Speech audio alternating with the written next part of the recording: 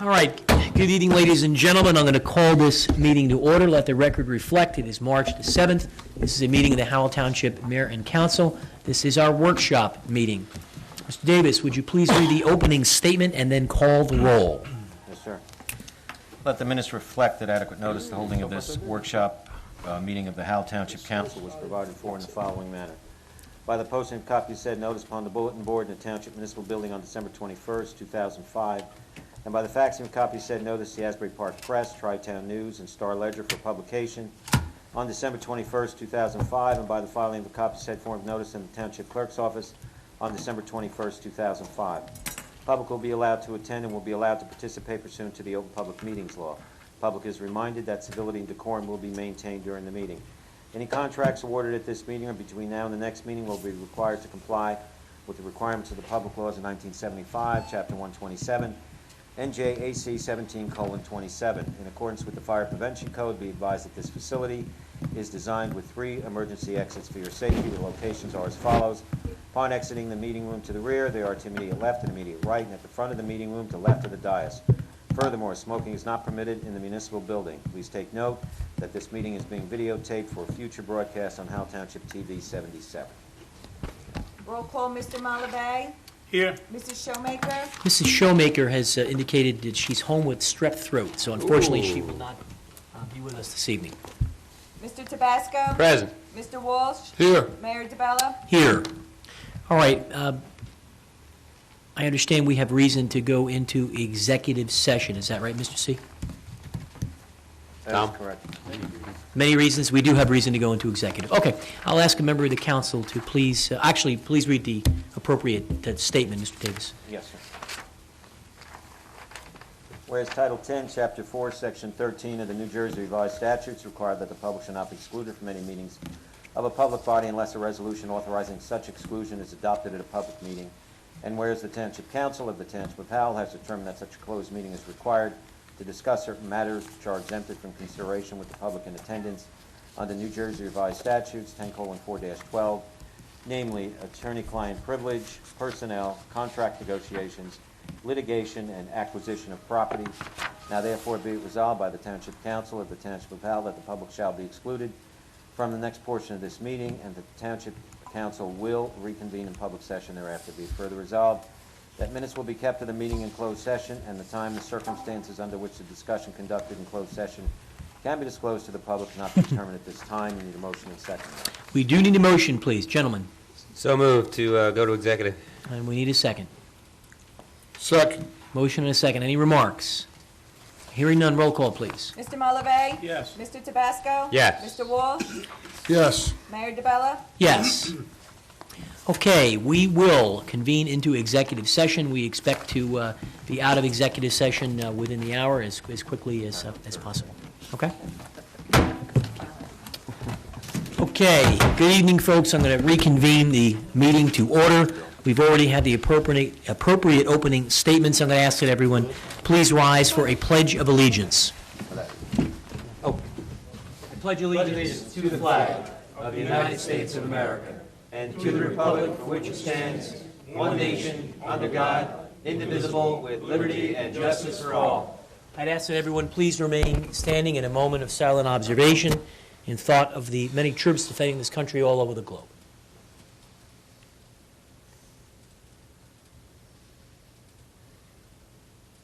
Thank you. Okay, we're going to go to reports of township officials. Mr. Walsh, we can certainly begin with you, sir. Stopped down at the senior center, trying to get a good feel for what's going on down there. Brought some thread for the women at the Tangled Thread. Doing a lot of nice work down there. Making things for children that are sick and the elderly that are sick. Working on things with them, trying to help them progress in a couple areas. Been speaking with Carol Zor. Been over to DPW. Speak with them a little bit about their needs. Speaking to a couple of the workers. Going around the buildings. Stopped down there, as I told you in the past, during the snowstorm. Been going over some things personally after we sat down with the budget meetings with them. Haven't sat with any of them about it I know we need to sit down and discuss a lot of things when it comes to that, but does seem like we have a lot of outdated equipment down there that the mechanics are doing a good job keeping on the road. Don't know if some of it's salvageable in the long run, but something for all of us to discuss. That's about it at the moment, sir. All right, thank you, Mr. Walsh. Mr. Malave? Mr. Mayor, just a reminder to the people to, obviously spring's coming up, spring cleanups are gonna be going on. If you look in your basement or closet in the garage and you find any slightly used or new sports equipment that you'd like to donate to an organization in Mississippi, I believe it is, if I remember correctly. The Recreation Department here, the Rec Advisory Committee specifically, is accepting donations of new or slightly used sports equipment,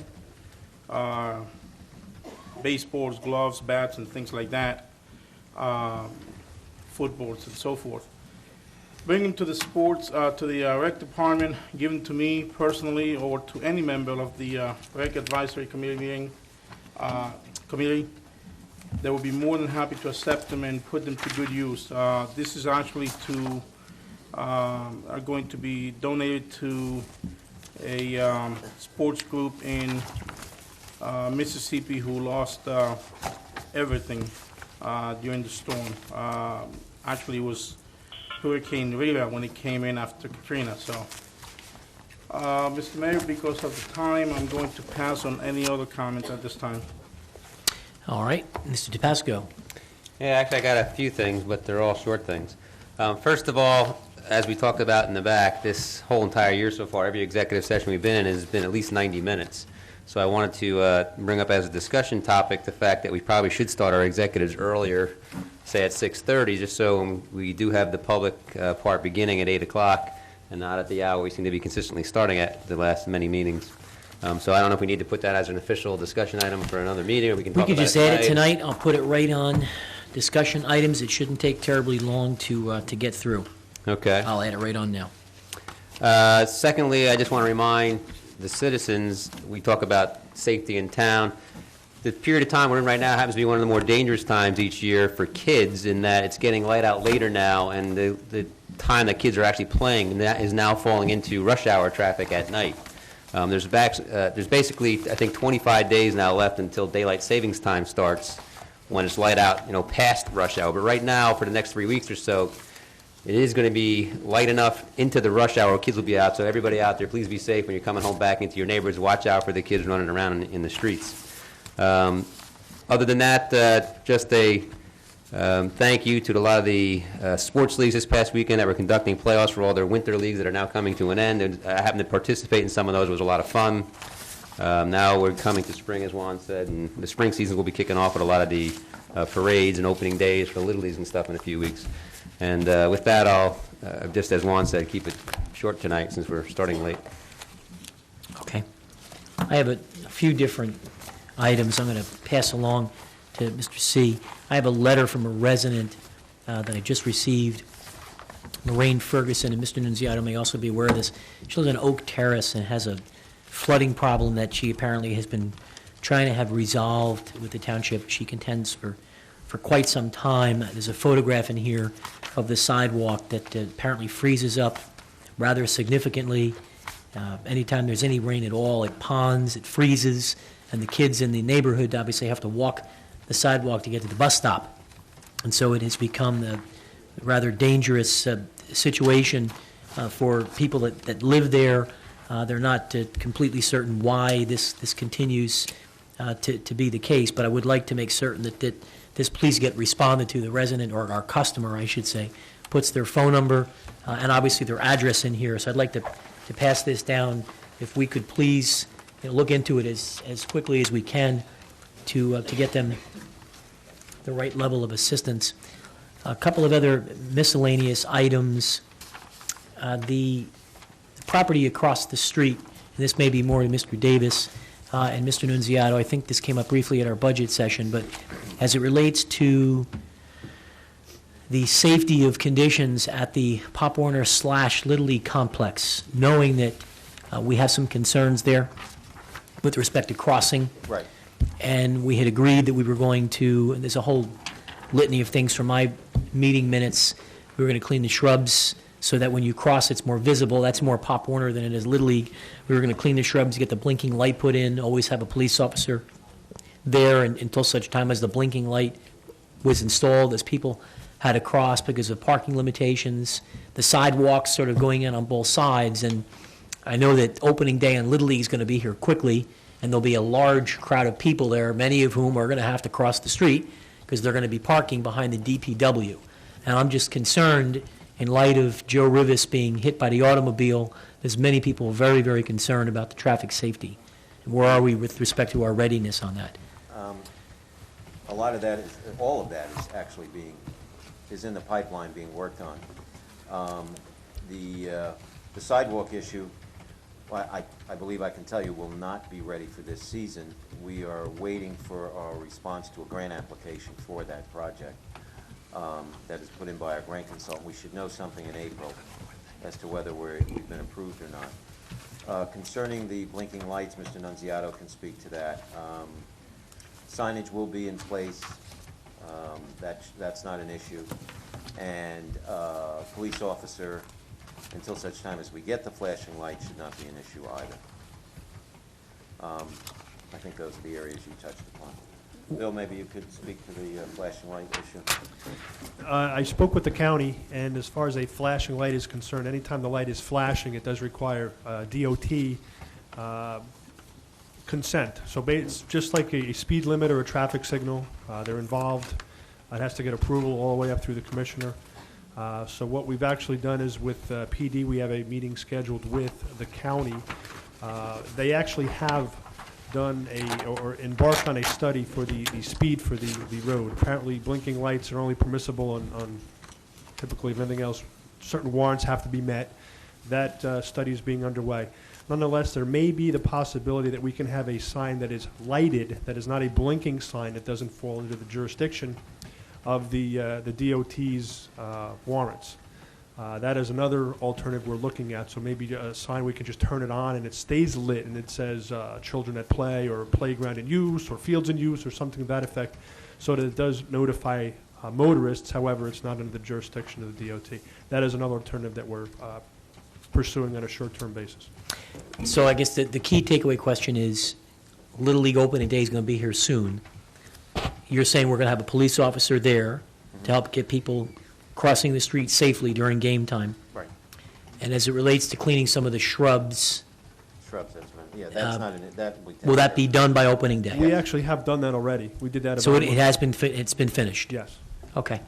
So any status report that we can get with respect to, unless the council feels differently, you know, the status of a light, a blinking light, the sidewalks, knowing that's going to take a little bit of time, I would request that we get that status report not only to the governing body, but that we also get to copy that to the president of the Howell South Little League, in addition to Pop Warner. the Pop Warner football president, and we should send a copy to the Rec Advisory Committee members and Mr. Krebs to the president of the Sports Federation. This way, every constituency group is aware that we have lived up to the commitments we said we would to address the safety issues. I think after Mr. Nunziato has his meeting, that he could develop a report, send it to the township manager, and then he can forward it to the council and to those individuals. I think we need to wait until he has his meeting. We'll have to be in a better position to give you a more concise report. I don't have a problem with a wait on the light. I think they just need to know that there's going to be a police officer there, that the brush has been cleaned, and that we're working on pursuing the lights and the long-term sidewalks. I think they need to know that immediately, because opening day is going to be here soon. Well, didn't you say your meeting was when, Bill? It's scheduled in the next 2 weeks. All right, well, Yeah. I guess we need to get something out. So can we get a memo out to whoever the right person is? I'll let you guys work on who's going to send the memo to them. Is that fair enough? Yes. Okay. The other thing is, a couple things I promised the planning board that I would bring back. we continue to struggle with the wireless microphone. We have professionals who routinely are testifying somewhere in that vicinity of the room, and the wireless microphone just doesn't operate. It's touch and go. You can hear people sometimes. Sometimes you can't hear people. And oftentimes when they can't, they have to kind of lean over and use this microphone in the front that we extend over. I'm certainly not a technical person, but I think we need some sort of an apparatus that's either built into that wall or something else, because the handheld wireless just doesn't work. The wireless mic. We just got the wireless back. When did you get it back? Yesterday? Yes. Okay, because at the planning board meeting Thursday night of last week, No, okay, it just came yesterday. so it just came back. Okay. All right, well then hopefully we'll give it a, Tell me you needed more than a battery. Yeah, we need backup batteries. We'll have it here. all right. So in other words, it's been handled, we shouldn't have a problem again. Okay. The other issue is, we have a problem with one of the members of the Environmental Commission, a Mr. Jerry Zupella. Apparently, there's a memo here from the commission to me. It says, please be advised, the above-captioned appointee has not attended any meetings of the commission since their 2006 placement on the commission. Now, I don't know, it can't mean 2006, there's only been one meeting. So I think that they meant to say 2005. There's only been one meeting in 2006. So what, okay, I'm sorry, I'm thinking of the 2 months. So there's been 4 meetings, Mr. Smith? Commission respectfully requests a new member be appointed.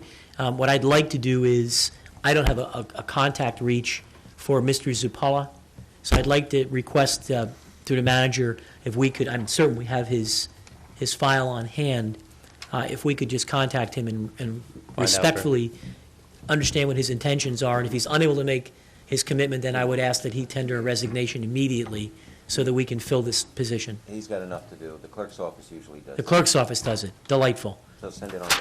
I'm going to pass this down. If you would please let me know, Mr. Davis, because that's a mayoral appointment.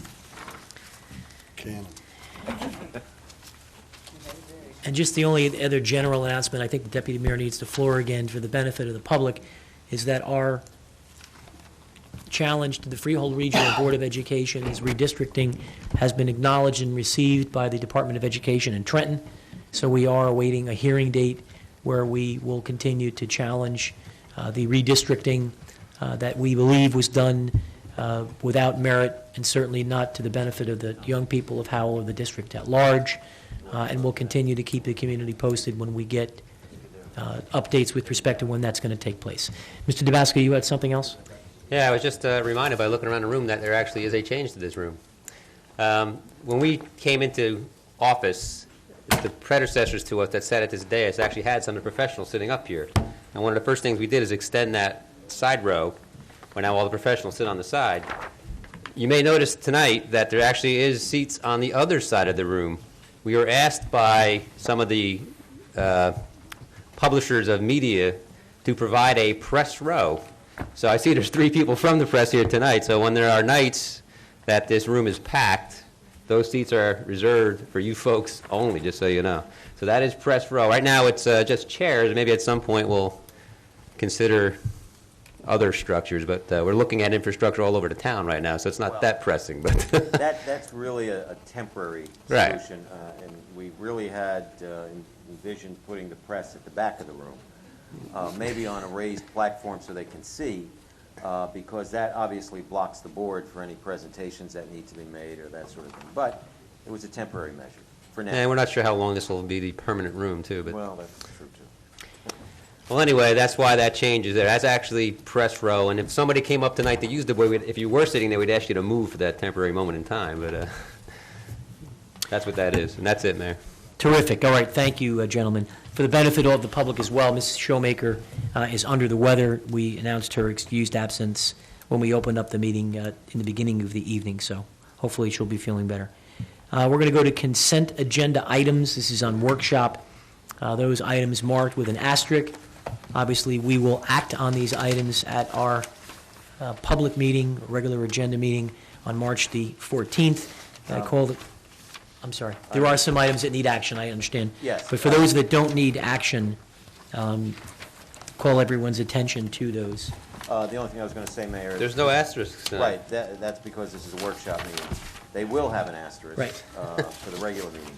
What you normally do is you go through page by page, Mayor. We do. Anybody has any questions? Yeah, I mean, I'm just going to call everyone's attention. We've had a chance to see the agenda. resolutions. If anyone has any questions or issues, we can raise them now, so I'll give you a moment to go through it. The resos start on page 4. There are items that we do need to take action on. 9B40, 9B41. There's several. There's actually, Oh, well, yeah, we'll get to another those one, in a too. second. Yeah, there's several items that need to be actioned on this evening. Right. And You there's- you have the additions too with the closing out of the escrows, that's all those it's all house- I don't have that. housekeeping ones. You Oh, don't yeah. have All right, other than the add-ons, are there any items, anyone has any questions, comments, or observations on consent agenda? With the annex. Ms. Malave, anything? No, sir. it. No, sir. Mr. Tabasco? Okay. Mr. Walsh, anything? Not at this time. Okay. All right, we do have Lots to add on.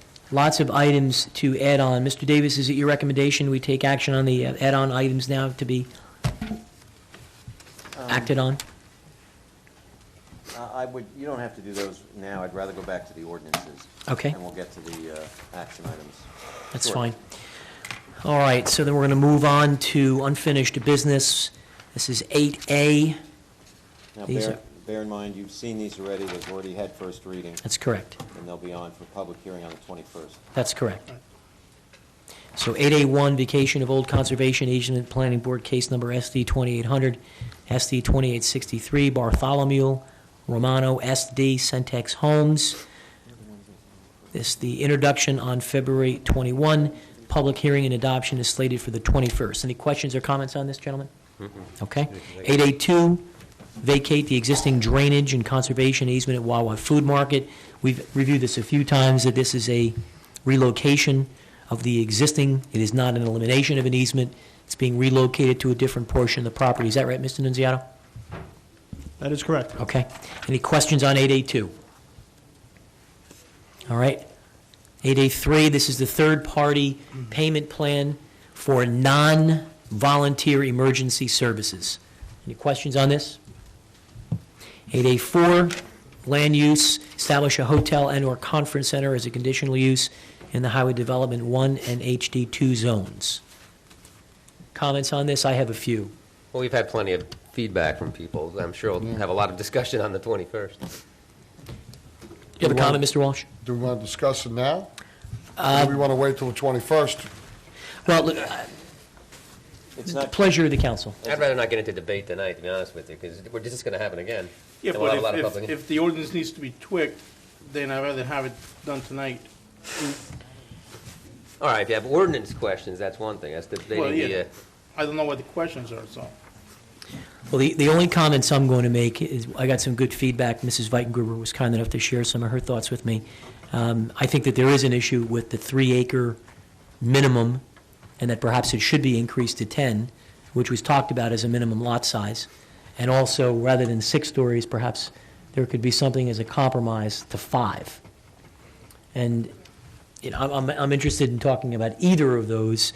I am concerned about whether 3 acres, I mean, obviously, no one's going to build if it doesn't make sense, but we may add some additional protections. So if we agree on those things, or any other comments that anybody brings up, it would make sense to have the ordinance modified so that when we in fact introduce it, or I'm sorry, when we have the hearing, perhaps it could be altered before then. Mayor, I also had a concern about the 3-acre proposal minimum requirement, and I guess my biggest concern was, you know, what's to stop somebody from coming in and 3-acre lot and building this, 10-story building? Although the ordinance says 6, it could be, obviously, the ordinance could be amended to 10 stories or whatever to accommodate that one building.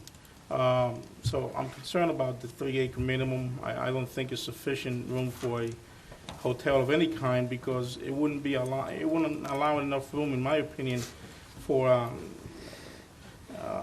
other amenities such as perhaps a shop, or enough parking, or a swimming pool, or something to that effect. So I am concerned about that, so I'm glad you brought that up. As far as the 6 stories versus 5, I'm of the opinion that if our equipment that we have in place now with the fire departments can reach the 6 stories, I personally don't have a problem with it, but I could see where we could compromise to 5. I know it's been an issue. I've heard some residents show a little concern about the height. You know, it could be considered an eyesore. It's going to be sticking out, since right now we don't have anything higher than, what, 3 stories on Route 9 or so? Mm-hmm. Yeah. So I could see, you know, 6 going from 3 to 6 could be a problem, perhaps. So 5, I would be willing to, I think is a good recommendation, perhaps, as a compromise. I'll just add one comment to that I think we're missing the story there as to a count of stories or not, because certainly they can decide to build 12-foot high ceilings or 10-foot high ceilings, so the more important is the height. And right now they're asking for 70 feet. So if they had 3 separate floors that added up to 70 feet, or 5 or 6, whatever it is, as long as it doesn't exceed a height, True. then I'm happy with it. Now, right next to it, where they intend to put the one that you're talking about, are those huge light towers for I-195, which are easily over 100 feet up. So any structure that's 70 feet or less will still be dwarfed by the size of those towers that are right next to it. So I don't necessarily think of it as being an eyesore at 70 feet. So I understand what you're talking about, story. I just think it's more important height than it is to have a discussion about stories. Perhaps, yeah. All right. Mr. Walsh, have any comments? I have many issues with it. I think the quality of life issue for the people who live in the areas where it'll be zoned, or would pass an ordinance, will be negatively affected. I think it has to be strongly taken into consideration. I personally went and drove up Route 18, drove down to Eatontown on Route 35, and I didn't like what I saw. I don't want Route 9 and Route 33 and Howell to become that. Neither one of them were pleasant. There were eyesores. There was traffic all over the place. This stretch of highway on Route 9, wasn't there a report saying it was the 7th most dangerous stretch of highway in New Jersey? I mean, we're going to add to congestion. We're going to add to traffic. We're going to add to the negative impact to the quality of life of the people who live in those areas. Went and spoke to the fire departments. I stopped in at 2 of them. Some of them do have the equipment, others don't. A fire would be a very difficult thing to handle in a building of that size with the people we have here and the equipment we have. It's not what they do in everyday life. I don't know why we couldn't keep it at 3 stories high. I mean, I don't understand I saw many other hotels that were 3 stories high in different areas. Who does it benefit if it goes 70 feet high? I don't know where the benefit would be to this township. I know it wouldn't be a thing of beauty that we'd all drive by and say, that's a beautiful building there on Route 9. I know it wouldn't lessen the traffic or the congestion. We'd have issues there. Wouldn't be nothing easy for our fire departments. You know what we may have to add. No matter what anybody says, I went and spoke to the firemen themselves, spoke to some Jersey City firemen, some Staten Island firemen, and Joe Hadley, right? I got a lot of, I know Joe, I have some close people who are Staten Island firemen, and it's not such an easy thing to say, yes, we have the equipment. When you have volunteer fire departments that are used to fighting residential fires, to fight if you had to fight a fire that was in a 70-foot building, it's a totally different animal. Whether we're prepared and equipped to do stuff like that, there's a lot of training, a lot of cost that would come into the mix that, we're not taking into consideration. But, I went and drove up 18 just to take a look. I used to live up there. I never looked at it from that aspect, though, when I lived right off of Old Bridge Turnpike. And I didn't like what I saw. And I drove over to Eatontown, liked even less what I saw. Personally, it's not what I would want to see on Route 9 and Route 33. I can't, for the life of me, figure out why we couldn't limit it to the same as we have now. An ordinance, what's it, 35 feet? I'm not familiar with what the current The current ordinance, is it 35 feet? Mr. Nunziata knew what the current height restriction is? In the HDs, yes, 35. Well, I don't know why we couldn't keep it at that. I mean, that's just my own personal point of view. I spoke to a lot of women in town, too, about shopping. As much as retail sounds nice, there's a whole bunch of retail. Not one of them told me there wasn't enough places to go shopping in town. I didn't hear that complaint from one of them. You had a comment, Mr. Deputy Mayor? I'll let him finish. And I'm I'll- sorry. I mean, I have a very difficult time with it. I once spoke to Jeff, Mr. Filiaccio, our CFO, you know, from a tax rateable point of view, and I do understand those kind of things. But, I mean, the quality of life around here, I think, is why a lot of people have moved here. And that quality of life has to be protected. So, I don't know if I would go any other way. It's just open for discussion. I know, and I wanted to do more homework. I know last meeting I voted to introduce the ordinance because it was something we needed to talk about. And from doing my homework, I'm not liking what I see. I wonder why we couldn't attract quality hotels with a 35-foot maximum like we have We now. haven't yet. You had a comment, Mr. DeBasco? Well, I'll still wait till he's in. I think he's... Okay. Thank you. I'm a little bit more of an optimist, I guess. I see this being a huge quality of life gain for the town. The traffic would actually be improved, the flow of the traffic in that area. And that's why we went to the DOT a couple of times, as distant as a couple of years back. And the intentions are right now that there will not be an entrance onto Highway 9 from that complex. The entrance will be off of Northwoods Boulevard. And there'll be revisions done to the existing ramp that goes off onto Stanley, so that traffic would have to cross through the light to get down Northwoods to get to where the hotel complex is, and then make a left into the complex. And then to get out of it, they would do the same thing. They would come out onto Northwoods, make a right, and come to the light. And in addition to that, there would be additional traffic lanes added to that area all the way as far down as Aldrich Road. So the intention is if they do come in with this structure, that the flow of traffic would be changed in a better way, affecting the quality of life in a much better way after that would be put in. As for the height and the reason why they're asking for it, that is a sensitive area back there. There are wetlands way back there. And if you keep it low, in order to make it a structure that can accommodate the needs that they want to fulfill, it would have to be a lot wider if it was lower and eat up a lot more space, creating a lot less green back there to be more impervious surface, as opposed to having a little bit more height to it. So again, it's in an area that would be back in the woods. It's kind of in a bowl with the ramps and I-195 up above. So it would still, even though it's high, it's still going to be hidden quite a bit. So I'm not as much of a believer that that's going to affect the quality of life there in a negative way, and then will be an eyesore, because I think it actually will be protected by the woods and protected by I-195, and there are those big towers there. So, and I'm a big believer the traffic flow will actually improve. So I'm more of an optimist, I guess. And I know the quality of life just from being able to have functions here in town that are not able to go on here in town will be a much big, it will add to the quality of life for people and residents in this town as well, not just the chamber people, but other people that want to have functions, whether it's weddings or any other kind of banquet where there's more than a need for having 225 people. So this is not ordinance discussion, though. And again, I didn't want to have non-ordinance discussion tonight because I know we're going to have a lot of debate on this on the 21st. The part of it that was ordinance discussion, I guess, was the height thing. So I understand the fire department has some concerns, but even with that, there's laws now where the structure of the hotel itself would have to have amenities in it that would fight fires even before the fire department got there. So I'm not a pessimist that just because something is 70 feet high, a fire would be dangerous. Hopefully all our codes will be enforced, and the codes for a hotel site would be enforced, and I'm sure the training will be needed, yes, but long term I don't see that as being a big detriment.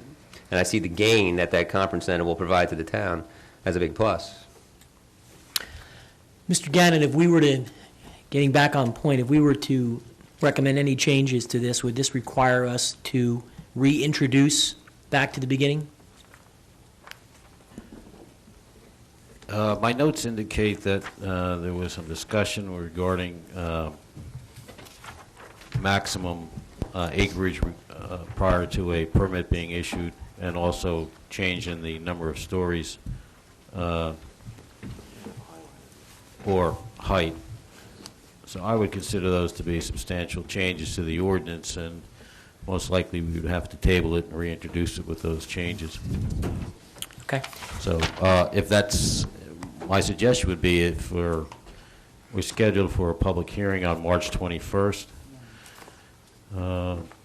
maybe Gather all the you could input put there. this down for the public participation, see if you can get some kind of consensus, and then we can have something prepared for introduction, if you so desire, on the 21st. Table this one and then introduce a new one, if there's a consensus. So your recommendation is table this to, when it comes to the... The 21st. Pull it off for the 21st. Or you just make a motion to table it. And- Table it that evening, take some additional public comments, incorporate our additional feedback, and then it can be reintroduced again with any of this new commentary. Right, or if you want to have a discussion next Tuesday, The 14th. which is My- public participation. My response to that is, what is the real sense, this has been going on for obviously a number of years, so is there any fire right now where there's a sense of urgency that this has to be passed on the 21st? Anybody know? There's no fire to me, that's for sure. I'm not aware of anything. Nobody's really aware of any fire right now, so, My understanding is that there's no application pending before any of our land use boards. so why don't we just, I mean, I know Chuck was following the state rules, not trying to change anything, but, you know, if there's no rush, why don't we just take, although getting the public hearing going actually provides a lot of input, so we might as well get the public hearing going and have the input, and then you could table it that You night. could too. do that. I'm just saying, if there was some expediency required, you could make a decision on the, at least an alternate, and then on the 21st, you could table it and introduce a new one. But So here's I don't think 1 month is going to make We have the public it. hearing, we know already there's no sense of urgency, but we have the public hearing, it does create an atmosphere where a lot of people come and give us a lot of feedback, and then we can always table it that night. You can If open we- up if the we public table it- hearing and then table it. Why don't we do this? But I Let's don't leave think, it I on. don't think you could amend it under those, Okay. those substantial amendments. Why don't we I'm leave afraid it? if we table it, we won't get the public That's right. input. Why don't we leave it on? When we open the public hearing under our own comments, we can indicate our intent to table it, but we still would like to have input from the public, take feedback, take the additional commentary, try and build it into any update, and then go back and reintroduce after modifications have been made. Okay? That's good. Mr. Gunn, can I ask a question for thought here for me? Councilman Tabasco, I'm not against if I thought a hotel in one spot would be beneficial to the town. But that's not what I'm being asked to do. I'm being asked to vote to change an ordinance that's going to open up all HD1 and HD2 zones to 70-foot structures. Is that not correct? That's true. That is correct. I don't know, is that for my answer or your question? They were applauding for you ahead of time, Tom. Thank you. What you're doing is creating a conditional use in the HD1 and HD2. Right. Which means that if a application meets the conditions, they are an allowed use. If they do not meet the conditions, then they go to the zoning board for a use variance. So, but in effect, what you are doing is you're allowing potentially certain hotel and conference centers to be placed not in one particular spot, but in a HD1 or HD2 zone, providing they meet all the conditions. I think the mayor said 3 acres was something that maybe he wasn't comfortable with, and maybe we should go to a larger condition, such as 10 acres. So anything under 10 acres would not be able to be built absent a use variance from the Board of Adjustment. Makes sense. Because that's So what- in effect, in a broad sense, your statement is correct, but there is conditions, and it's not carte blanche where they can just walk in and put anything they want. Well, that one I think we all agree on, that's pretty weak, 3 acres. And here's the downside. If we were to look at this sort of project by project, you get into the concern about spot zoning. So at least in my view, whatever the ultimate result is fine. But we can't get into a situation where someone could suggest that a particular piece of property was spot zoned to accommodate the project that they wanted, but over here it wasn't approved. We need an ordinance that speaks broadly to a set of conditions, no matter what they ultimately become after a good open dialogue. But I certainly am not looking at this based on some interest that has come to the township and by virtue, someone that wants to put one of these on 195. That's lovely. It may never happen. We need to address this, at least in my view, globally. Because in the absence, to your point, at least in my opinion, in the absence of some non-residential, non-retail ratables, we're going to have a hard time sustaining the quality of life because no one's going to be able to afford to live here. So from my point of view, I'm trying to also be conscious of there is a protecting the quality of one's character of life. There's also protecting the pocketbook of their life. And I think we have to be sensitive to both of those dynamics. So whatever the end outcome is, after input from the community, after a discussion among ourselves, in my view, this isn't a planning board issue. So we can talk about the economic impact or lack thereof on the 52,000 people who pay the bills around from here, this day, it's because definitely- that's who I work for. I want to protect their quality of life, but I also want to protect the economic interests of this municipality. So we know we're looking at a budget right now, and in the absence of revenue, we have problems. Did you have a comment, Mr. Giuseppe? I just wanted to clarify answer to Mr. Walsh's question. Just add to what the attorney said. The question was, does this now open up all those zones to 7-story or 6-story structures? Under the ordinance, because this is a conditional use, those bulk standards only apply to that particular conditional use. So it doesn't allow for any other 6-story structures, just that particular one. Just a hotel. Just a Hotel hotel. conference. Or That's a conf- great conf- observation. Actually, the conference center. That's good.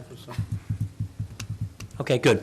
All right, so the takeaway here is, we'll have the hearing on the 21st. We'll let the public know we're not going to act on it, but we are interested in their comments, and then we'll further modify the piece of legislation from there. All right, 8A5, any questions amending recreation fees? Mr. Malave, you're the liaison. Any comments here? No, I don't have a comment. I'm Okay. obviously in favor of it. Good.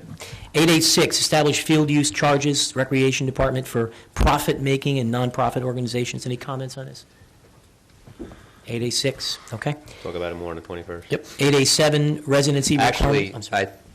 the one comment I will make is that we should send a letter to every private league in town right now, making them aware that we will be discussing this on the 21st, so that they are not blindsided by something that we might decide on that night. It's a good point. So as a takeaway, I guess through the clerk's office, can we send a letter to the president of the Sports Federation, all the members of the Rec Advisory Committee, and any groups not represented by the Sports Federation, to make absolutely certain we've done above and beyond due diligence to let them know this is being talked about? We advise the Recreation Department, we will check with Mrs. Schlegel to see if she notified the leagues. Okay. If not, it will be done. Do you have something, Ms. Malabi? Well, I don't know that this is going to really affect them per se. They will if they hold tournaments. Yeah, I had Yes. gotten some feedback from softball, for example. They had been given some wrong information, but regardless, there was some concern on the girls' softball side that if they have tournaments, that this could impact them. Absolutely will. Okay. Soccer, same thing. 8A7, the residency requirement liaison to MRSA. Any questions or comments on this? That's a good idea. Okay. 8A8, amending land use, the application checklist. This comes by recommendation of the planning board. Comments, questions? And Okay. to speak to Mr. Showmaker's comments at the last meeting, the other professionals all had input into that. Okay, good. 8A9, procedure for first aid squads or fire departments holding coin toss fundraising. Any issues? Okay. And capital ordinance, this ordinance authorizes the replacement of the construction code vehicle. We've talked about it several times, and that budget. Any comments on this? Okay. Why don't we, Mr. Davis, I think now is an appropriate time to act on the add-ons. Is that right? Almost. Okay. Just run through the 9A introduction of ordinance items. You want to run through the 9A introductions. Okay, let's do that. We have 9A1, amending through stop streets and stop intersections. That'll be introduced in 2 weeks. Limit a single retail store to 125,000 square foot. We'll have some really good debate on that one. Yeah, 9A2 was was a piece of legislation I asked for. Quite frankly, this is designed, in all candor, to prevent the superstores that have been coming into municipalities, these super Walmarts that sell all kinds of grocery items, and they literally they destroy every other business in their wake. And by containing these sizes, in essence, we can eliminate, at least in my humble opinion, and maybe this won't pass, but we can at least eliminate having those kinds of entities come in. They're bigger box stores that bring bigger box traffic, and I think we have enough retail traffic already. That'll be a good debate that night. Yeah. Yeah, that'll be a good debate. That'll be a good debate. Yeah, what's your thought? Well, no, I mean, you put a Super Wawa with a gas station, they approved that, 200 yards from a gas station, that could put that gas station out of business. But then you don't want a Walmart or a Sam's Club that would also be a great rateable to the township. that's Where's gonna our be a good debate. consistency? I'll give you the answer. The problem is that the Super Walmart sells electronics, they sell clothes, they sell food, they sell other perishable supplies. Not only would they put a gas station out of business, they put appliance makers out of business, they put food merchants out of business, they put clothiers out of business. Those giant stores have the capacity to overwhelm any kind of business based on their sheer volume because of the businesses that they're in. You raise a good point about, but that's natural competition. There isn't a Wawa that comes in with so many pumping stations that they're that greater than a Mobil station or an Exxon. They may compete with 7-Eleven, but that's a different kind of competition. When you bring in one of these super Walmarts, at least in my opinion, and I'm open to what the public says, they have the capacity to wipe out many, many other businesses, not just a core business. So that's where, at least in my view, I think you draw the line. all right, we'll debate that pretty. To the man who Well, owns that that- gas station that a Super Wawa goes 200 yards from, we just took for how he provided for his family. So to that person, you know, I mean, I've had a couple discussions with them, and not just here, but in some other towns. And, you know, where's the fairness and and I don't mean you or this board. I said, where's the consistency when you let free enterprise reign, and then you say, no, we're not going to let free enterprise reign? Where's the consistency? Especially when we're going to speak about ratables. Super Walmart, me and Mr. Filiatro sat down and went through all the taxes for the neighboring communities with Manalapan, Freehold, and the biggest difference of them all around here was Freehold Township because of the mall, That's right. okay? The rest of them were pretty consistent. But what was the big difference? Those superstores. I think the one just built on 537, there's 169,000 square feet, just to give you an idea. The big one being built now? Yeah. And I'm not saying I'm for them, man. It's just going to be a good debate, I'm looking forward to it. okay? Yeah, we're I'd like to hear some different views on going that. to All right, 983. apple pie and Vacate farmland. Free enterprise. Mike Dillon, I think this is being pulled, is that It's right? being pulled off. Okay, it's being pulled off. Amending the salary ordinance for the Superior Officers Association. That's action for tonight. That is action for tonight, so we'll come back to that. Also, stormwater management is actionable for tonight. Right. The dedication of the detention basin at Hidden View is actionable to be introduced on the 21st. That's it. Okay. For ordinances. Ordinances. That So, was it for ordinances. Yeah. that's it for But ordinances. 9A and 9-4, Now I can 4 walk and you 5 are through doing the tonight? What, you want to do 9A, 4, and 5 right now? Well, first, let's go into... Yeah, we're going to regular session. Need a motion to go into regular session, please? So moved. Motion, we need a second. Second, man. Any remarks? Okay, hearing none, roll call, please. Mr. Malabay? Yes. Mr. Tabasco? Yes. Mr. Walsh? Yes. Mayor DeBella? Yes. Okay, we're going to move on. 9A4, amending the salary ordinance. Council member, I'd ask that you please read the appropriate introductory statement. You got it there, Juan? I got it. Motion to introduce ordinance number O-06-19 on first reading by title, and to order the same to be published in full in the 3/10/06 issue of the Asbury Park Press, together with notice of its introduction and passage on first reading by title, and that it will be further considered for final passage after public hearing at a meeting of the Township Council to be held on 3/21/06 at 8 p.m. prevailing time in the municipal building. Second. We have a motion and a second. Would you please read the title of the ordinance, Mr. Davis? An ordinance to amend an ordinance entitled, an ordinance fixing salary and compensation of certain officers, positions, and employees Tongue twister. in the Township of Howell, County of Monmouth, New Jersey, for the years 2005, 2006, 2007, 2008, and 2009, and thereafter known by its short name, as Howell Township's salary ordinance. Okay, roll call, please. Mr. Malave? Yes. Well, actually, did you want Is to have there any? any- Are there any remarks? I mean, we're going to have, obviously, the hearing. Any comments? Just maybe give a 30-second recap as to why this came about. I see, This was a mistake. that simple? Yeah, I believe wasn't there some sort of an error in the original, in the calculations, Yes. and this is the correction? Yes. That's correct. That's a good 15-second remark? There you go. All right. That was Okay, it. roll call, please. Mr. Malave? Yes. Mr. Tabasco? Yes. Mr. Walsh?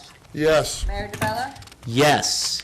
Okay, 9A5, Stormwater Management. Member of the council, please proceed. Just give me 10 seconds to get to the page. Motion to introduce ordinance number 06-14 on first reading by title and to order the same to be published in full in the March 10/06 issue of the Asbury Park Press, together with notice of its introduction and passage on first reading by title, and that it will be further considered for final passage after public hearing at a meeting of the Township Council to be held on March 21/06 at 8 p.m. prevailing time in the municipal building. We have a motion, we need a second. Second, Mayor. Okay, motion and a second. Are there any remarks? Hearing none, roll call. Oh, I'm sorry, Mr. Davis, would you please read the title of the ordinance? An ordinance of the Township of Howell, Monmouth County, New Jersey, supplementing Chapter 188 entitled Development Regulations to include an article entitled Stormwater Management Control. Okay, roll call, please. Mr. Malave? Yes. Mr. Tabasco? Yes. Mr. Walsh? Yes. Mayor DeBella? Yes. Okay, I'm going to call the council's attention to certain additional items to be added on to the agenda. I'll first need a motion to add these items on. This is on our add-on sheet. It includes Articles 9B, 24, 25, 6, 7, 8, 29, 30, 31, 32, 33, 34, 35, 36, 37, 38, 39, 40, 1, 42, 48, 49, and in addition, Articles 9C, 1, 2, 3, 4, 5, 6, 7, 8, and 9. Does the public have access to what these are? Posted on the board. It's posted on the board. All right, I'm going to have to read them then, because they don't know what we're talking about. All right, Mayor, the add-ons were 9B42, the above list. Okay, The list you just read of what is actionable tonight. okay. All right, so let me read these. 9B42, award of a contract to Konica for photocopying equipment. Appoint Garden State Joint Insurance Fund Commissioner and alternate fund commissioners. Rescind Resolution R0686, releasing of performance bonds for Colts Neck Crossing. Return unused engineering inspection fees for Crosswood Estates. Returning unused engineering inspection fees for Langelveld Bulb. Return of unused escrow funds, House of Norway. Preliminary water approval, Eagle Oaks Golf Course. Preliminary sewer approval, Eagle Oaks Golf Course. Appoint special counsel to assist in the acquisition of property, Albert Cruz. Waiver for a road opening permit for resident Wayne Brannon at 11 Richmar Court. Raffle at Greenville School PTO. Raffle for the Aldridge Elementary School PTO. Billboard licenses for the Aldridge billboards. There is one Would more folks, thing. if you wouldn't mind, if people on either side would just close the doors behind us? That's a billiards. Mayor, I'm sorry. Okay. there was another resolution to add. Mr. Costigan brought it forward. It's to approve and endorse the acquisition of development easements by the Monmouth County Agricultural Development Board. Okay, so I saw that in our pile. This is, could you say that one more time for the benefit of the public? It would be 9B52. 9B52. Resolution of the Township of Howell to approve and endorse the acquisition of development easements by the Monmouth County Agricultural Development. Okay. We have a billiards license for Aldridge Billiards. We have accepting the resignation of Planning Board member, Class 4, Jennifer Thowens. Really? Accepting, yeah, she indicated she had personal commitments come up and is not going to be able to make the meetings. Accept the resignation of Rec Advisory Committee member Hugo Arambari. Accept the resignation of EDC member Cheryl Gambarella, who's now on the Chamber Executive Board, and I think she has a conflict. All right, so I'm going to ask that someone make a motion, please, to add these items on. So moved. Okay, we have a motion, we need a second. Second, Mayor. A motion and a second. Are there any remarks? Yeah, under the 9B50, Juan just asked me, and I think that has to do with Harms Pinnacle, but I could be wrong. Is that Farms Pinnacle. It is Harms Pinnacle, okay. Okay. That's a continuation of the contract. right? Okay. Any other comments on the add-ons? Okay, this is the vote to add on these items. Yes, sir, Mr. C. Mayor, I can kind of get out of some old habits that I had in my previous job. And Please. one of them is to note successes, good successes when we have them. Quite often, we're faced with problems, but one of the things I want to point out is our membership in the Garden State Joint Insurance Fund. For the benefit of the public that isn't aware of this, years ago there was a real problem with liability insurance in municipal governments, and the state allowed towns to join together to essentially form a nonprofit insurance company of sorts. So we are a member of a particularly good one, and what I really wanted to do is single out Mr. Filiatro's involvement in that. Not only is he a commissioner, as all towns have a commissioner, but he also serves on the executive board.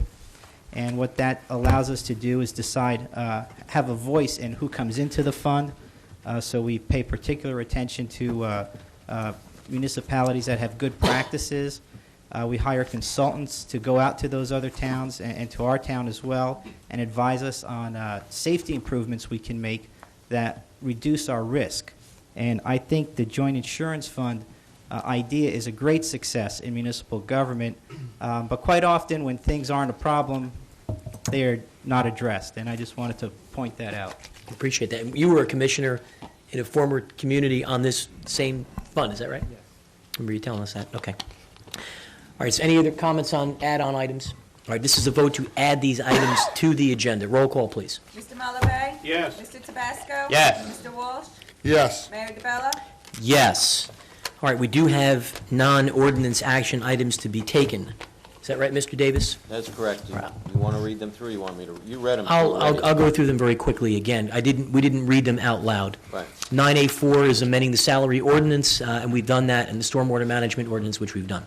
So the other items include closing of utility review fees for a variety of projects. They include Wawa Inc., the Freehold Regional High School District, the Howell Township Board of Ed, villas at Park Place, Meridian Quality Care, Home Depot, the Chapter House, the Preserve, Langelveld Bulb, Adelphia Acres, the Goddard School. So those are closing of unused utility review fees. In addition, we'll be actioning tonight on authorizing the closing of an unused utility fee. This is, utility review fee. This is the authorized to close of it. And this is Toll Brothers. Doesn't say which particular Toll Brother property. Do you know which one it is, Mr. Nunziato? There's so many Toll Brother Not developments. without looking it up, I could do that for you. Would you mind maybe just checking in? Okay. Authorize additional temporary budget appropriations, which is necessary because no one has adopted their municipal budgets yet. Authorizing the awarding of a contract for the soccer softball complex at Bonham. This is the first award of any kind to begin construction there. Rescinding Resolution R06109, which is an award of a contract for 2006 GMC Sierra dump truck. Awarding of a contract to a photocopier company. I can never pronounce it. What is it called? Konica. You got it, You can man. tell I like the Xeroxes. Preliminary water approval for Eagle Oaks and a preliminary sewer approval for Eagle Oaks.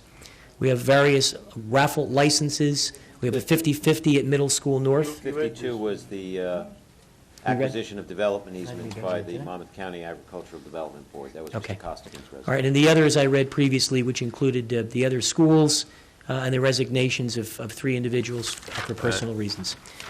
So I would suggest that you take a roll call to add these all on consent, and then one more roll call to approve. Okay, I'd ask for a motion to add these to consent agenda. And I'll move that we do that, add all the ones you just mentioned. Okay? We need a second? I'll second. Any remarks? Okay, this is a roll call to add on the items I just read. I would just like to say that I spoke with Bushkin in purchasing about the bottom track and looked at some of the various bids that came in, and it was very interesting to see some of the different companies that bid on the bottom track. She assured me that everything was in line with who it was awarded to. The price was the best of them, but I asked various questions about are they capable, how's their track record with fulfilling the contracts, or things like that looked at. And I was very satisfied with their answers and her backup that she had. So I was following it closely. liking sports, not playing as much no more, but still liking it. And it was very interesting to see everything that's planned over there. It's going to be a very exciting thing for this township. This Certainly council and councils before that all participated in that bottom track. It's going to be a very nice thing for this township having a class facility like that. Something I think we'll all be proud of for years and years to come. All right, so this is a roll call to add these items on. Please. I do have, Malabay? I'm sorry. I'm sorry, you did have a follow-up, do have a follow-up on that Toll Brothers question. Okay. I don't know, the resolution, the backup here does not have the development, but Right. what the resolution does is refund to the developer the interest earned on the developer's escrow account. This is one of the older ones that reverts back to the township. We're taking the principal as a revenue Okay. and refunding the interest earned to the developer, which is contained in the municipal land use law. Great.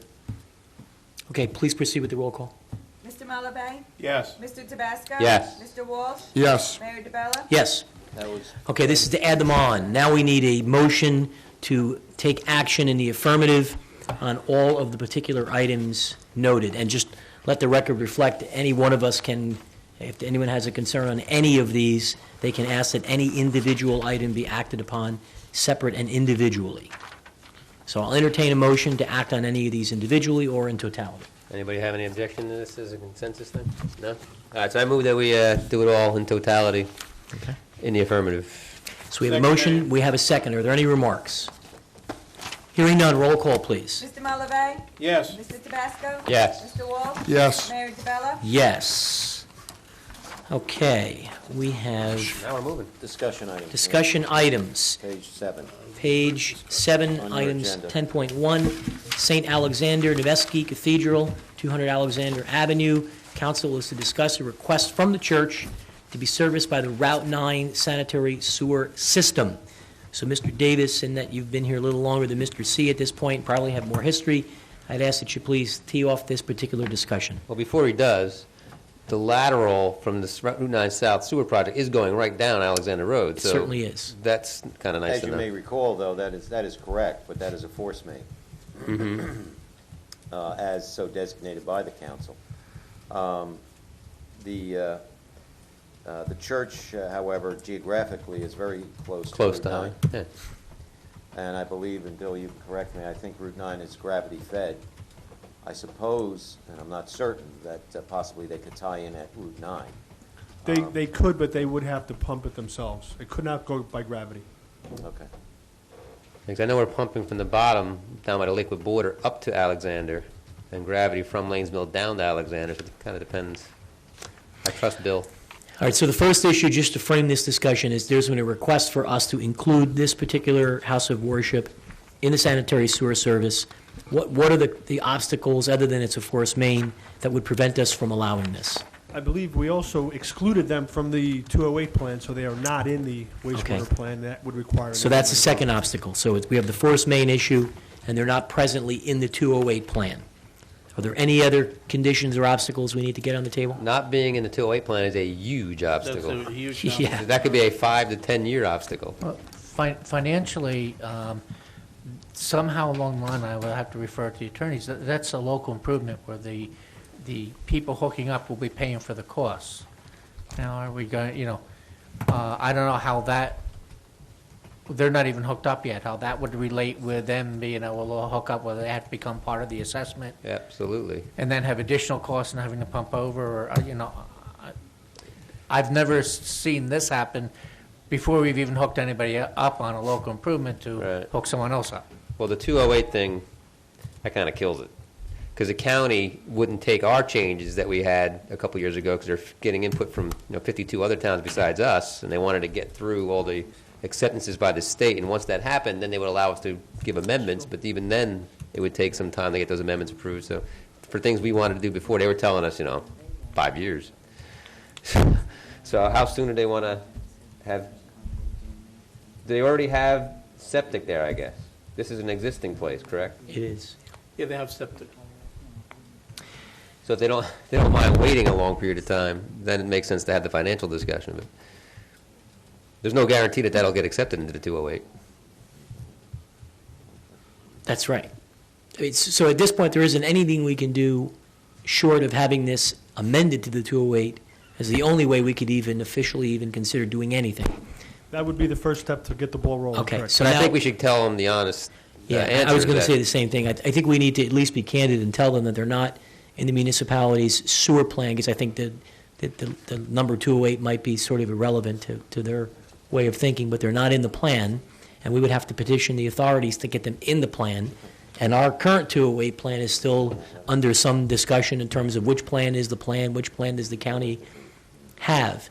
Is there any way to assist them because they're a house of worship? Is there anything that would allow us some way to provide them with some relief outside of a normal 208 approval? Anybody know? Well, I had a discussion with Mazer Consulting on this issue yesterday, and basically what they were looking for was just some direction from the council. Initially, when the 208 plan was prepared, we had specifically not included this property. And I guess their position was, does the council at this point want to consider possibly including that in? That would be the first step, and really, that was really what they were looking at this point. Are there any hardship concerns here? Are they flooding out their property around their church with septic issues? Would that be an appeal we can make to the state and have it be successful? You don't know, though. You don't know if there's hardship right now? No, I'm not aware that there are any immediate concerns that would require an expedited amendment to the plan. Okay. We at least should convey what the status is to the church. So we're going to tell them that obviously they're not currently in the 208 plan and that we would have to petition to get them in the plan and that would take some time. Do we want to give them any update with respect to our intent to even at the right time petition to have them put in the plan? Well, I know we have some other properties that wanted to be included in an eventual amendment that goes to the county, to the state, so maybe they just get added to the list for now, and when it does come time to submit that amendment, we can consider it at that point. All right, so is it the pleasure of the council? We want to let them know we can't do anything now. They got to get put in the plan. We're going to be looking at other options of the plan, and as a result, at that time, we'd be happy to entertain them being added to the plan. Process. Mr. Walsh, agree? Comments? Yeah, I don't mind telling them we'll consider it in the future, but I don't want to sugarcoat it. I mean, I don't want to have numerous entities coming up here and wanting us to All right. amend the 208 plan for them. I don't, I want to set precedents. Everybody comes in saying, we want to go into the sewer plan, we want to go to the sewer plan, we want to go to the sewer plan. Well, that's why I said convey the honest answer. Yeah, I think we tell them that it would have to be an amendment to the 208 plan, which is why I said, do we There's want no to... guarantee. Do we want to give them any sense as to whether or not we would look favorably on it, which is why I posed that question. I would like to know a lot more before I ever answered that question.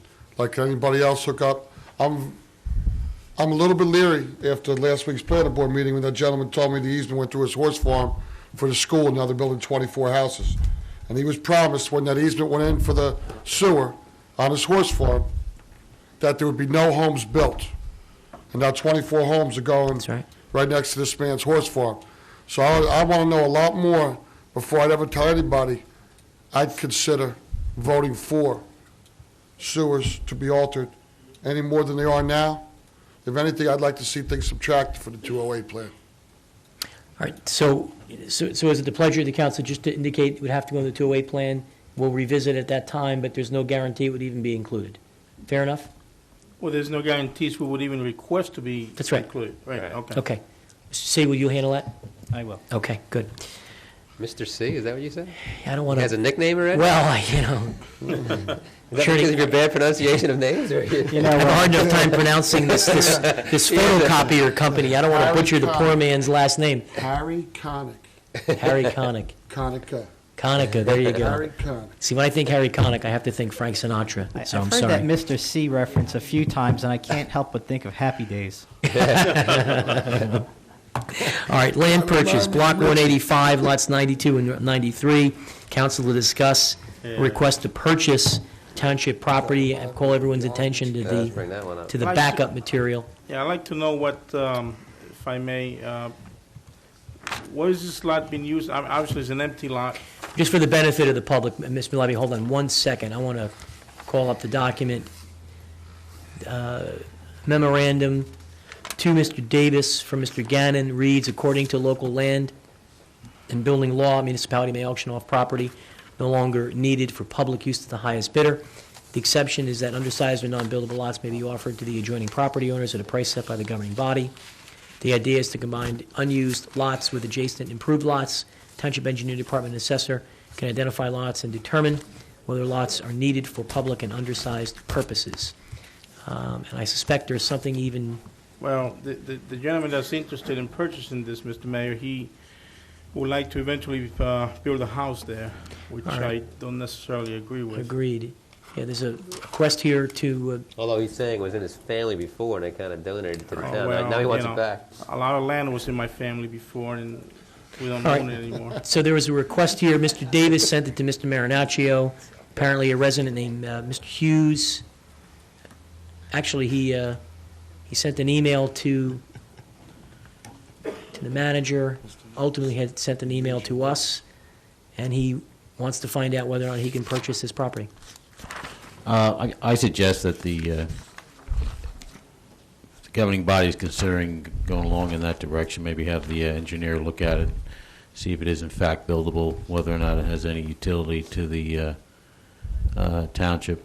And if it is buildable and it's not an undersized lot adjacent to an approved lot, you'd have to sell it to the highest bidder, so you couldn't guarantee the sale. But we'd have to get the assessor or the engineer to just give us the background on the lot. All right, so this resident, it's public, it's a public available document. Matt Hughes is requesting to buy a piece of property from the township located at Cranberry Road at the end of Hollywood Avenue. It says some history. His Apparently, it's uncle, across the street from where he lives, so it's not adjacent Right. per se. his uncle Charles Hughes owned the property, didn't pay the taxes for a period. Apparently, the town took possession. His great-grandfather used to own, folks, if you wouldn't mind, his great-grandfather used to own the lot and the whole neighborhood back in the 1960s. He gave other parcels to family members.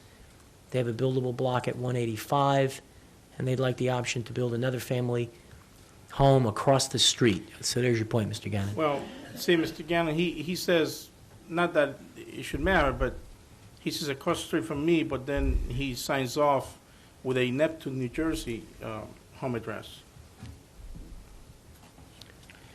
So I don't know that he lives across the street from this lot. I think it says he's got family there, and he might be writing on their behalf. That'd be an awfully big block. All right, so what's the pleasure of the council? Do we have any interest in proceeding and auctioning off this piece of township property to whoever the highest bidder is? I mean, what, I'm looking at the tax maps, and the lots he's talking about are actually right in the middle of this Catalpa Avenue. So it's nowhere near Highway 33, which he first said it's right off of... Mr. Nunziata, what can you add by way of the proximity or... It's in the middle of a couple...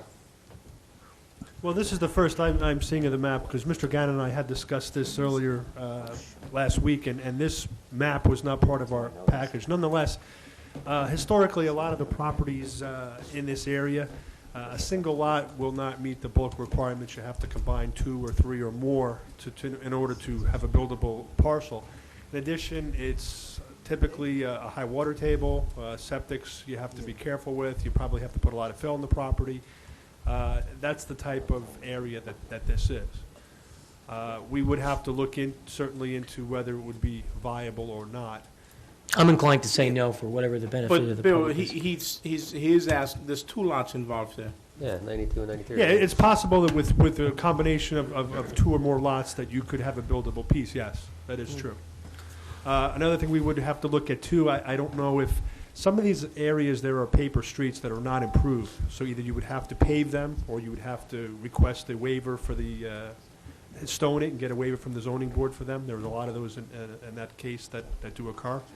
But just based on the lots and blocks, if you would like, we could certainly look at it from that perspective. They're essentially and see if it's 100-foot developable. square lots, 100 by 100 each individually. So the 2 of them combined would be 200 by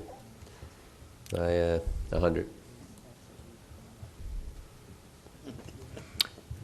All right, so what's the pleasure of the council? Do we want to entertain doing this, not doing this? I don't want to sell it if somebody's going to go there and build a house there, that's for sure. Okay. Well, I mean, There's probably, we've spoken about different avenues of revenue. That wouldn't be revenue. I'm not, it's in the middle of a neighborhood. That's- yeah, I'm not for selling, say this lot per se, but I'd like to know if we have a list of the property we own. We do. I mean, somewhere along the line, we talked about having to find different avenues of revenue for this township. If we own this lot in the middle of no man's land and somebody wanted to buy it, and they had an adjacent lot, and we can get $100,000 to help our tax revenue, I And you- mean, it may be something you'll we have to be look giving at that someday back. in life. Mr. Walsh, you'll be giving that back in 3 years if they put 3 kids in that house. And they have to go to school. And- I didn't say that. It's an interesting debate, because it is in the middle of a neighborhood, it looks like. So I'd like to know more about the properties that are around it. It's not near 33, though. That's I can prepare your report for the next meeting. If that We have a report we've gotten in the past, prior to Mr. Walsh joining the council, where you in fact had given us a list of every piece of property owned by the municipality, lot and block, and the size. And unfortunately, most of them are these crazy detention basins, or parks and what have you, or real tiny lots of an acre, half an acre, whatever the case may be. But I think it'd be good for Mr. Walsh's benefit for him to see it. We've all seen it, so perhaps we can get him a copy? Sure. Okay, fair enough. The problem with that list is when the assessor actually prepares it, all they really concern themselves with, whether it's taxable or not, so they really don't concern themselves with the size, be it like a 20 by 20 piece or a 20 acre piece. To them, size is not relevant, it's whether it's a rateable or not. He does definitely live in a townhouse community in Neptune, by the way. So he's looking to build something here, but he actually does live there. All right, so is it the pleasure of the council that we're not interested at this point in time in selling off this lot, knowing that homes are going to get built on it? I think Bobby and I may be playing devil's advocate here. We're not sure about it yet without getting more information back from Bill. Because it looks like it's in the middle of a neighborhood with homes anyway. No matter what we do with this lot, I would like to know what we own, what this township owns, what it's worth, how big it is. And we have to look at revenue in the future. I have an 85-page report, which you're more than happy to have. I'll be glad to sit down and read it if you let me have it, Ms. Nunziata. Certainly. Thank you kindly. Give it to him in digital form. All right, so what's our position on this particular topic? Are we saying we need more information? Can we table it until we get more information back from Bill? All right, so you're going to get back to us, what more information is it that we want to get from him? Well, what the surrounding properties are like. Yeah, we can analyze it just to see right now you're looking at a tax map, and we could see where there's roads, where there's blacktop, where there's existing development, whether or not it's even doable. Okay. There's a very big lot right behind these small lots. Me is 85. 100 acres almost. It's by the brook, too, the Mingahoney Brook. All right, so the takeaway here, Mr. Nunziato, is that you'll coordinate with Mr. Zernecki and come back to us with a list for the next meeting. We could talk about this and take action. Farmingdale Estates environmental study. I had put down that we talk about this out here for discussion. We can all, This is the Birdsall Road one? yeah.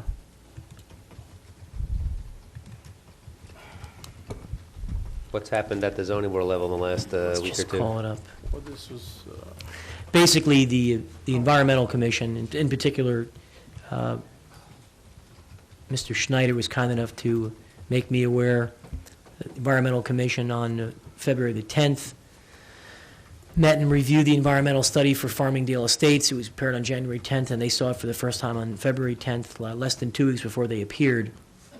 And the Environmental Commission was only able to see it, quite frankly, because of the good graces of Mr. Russ Boland. He had gotten a copy of it, and had Mr. and Mrs. Boland not been kind enough to share with the environmental commissioners, they would not have seen it. The Environmental Commission is concerned about the soil sample report, the references to the references to DDT, lead, arsenic, and others. They don't know if it's some sort of a natural or a man-made problem, but wanted the area to be looked at from a professional with respect to the soils. And so it certainly was not something I was capable of replying to with respect to what we should do. So my question would be, is that soil sample from the hundreds of thousands of tons of dirt they brought in, or did it get down deep enough to what's really the original dirt? It's a good question. I think the concern, the environmental, That's one of the things we fear in this town. That's right. We're always asking, where did you get this soil from? Where'd you get the soil What from? did you bring in? Yeah. so the concern from the environmental commissioners, to their credit, was there seems to be an issue with respect to the quality of the soils, and it was worthy of maybe the municipality taking a look at that in some scientific way and weighing in with the appropriate evidence at the time that the planning board continues to hear the application, so that if in fact there is some sort of a problem, that solid evidence could be presented that might be worthy of consideration. Now, obviously, if there are hazardous environmental issues like these, no houses can go there. No matter, I mean, I know we had success in actually reducing the amount that was going to go there, but if there's health-related environmental issues, Yeah, I think that was we need to know. that was the concern that the Bolins raised and that the environmental commissioners had concerns with, and I think they came. Mr. Schneider, we have the benefit of your being here. Would you mind terribly if we impose? Would you come up for a quick minute, please, sir? But Mayor, if this issue's been raised now by the report, now, who did this report? I'm going to recognize Shade Tree Commissioner, Planning Board Member, Environmental Commissioner, Mr. Schneider. Good evening, Mr. Mayor. Good evening, Mr. Schneider. Thanks for being here. This is a report that was prepared by the applicant, the owner of the property, by their engineering firm. Okay. So there were, They're professionals provide this report. yeah, they're So, professionals. Now, I have a all I question. know is that there are certain items that are not applicable for certain chemicals, and some of these other chemicals were out of range. Now, what that means, none of us, not You're not being sure. engineers, we're not sure, except for the items that you did mention. So I think it was the concern of the environmental commissioners. They just don't have the in-house professional capabilities on the board to distinguish what some of these chemicals may or may not mean. And I think you were requesting, if I read your email correct to me, is there someone the town can give this to that has the right environmental expertise or scientific That's expertise to say, here's what the report means. And you either have reason to be concerned, or maybe you don't have reason to be concerned. And I'll recognize you, Mrs. Bowen. Why don't you come on up? And is that what I think the commissioners wanted? Correct. Okay. Okay. Well, why don't you stay there if you don't mind, Mr. Schneider. Come on up, Mrs. Bowen.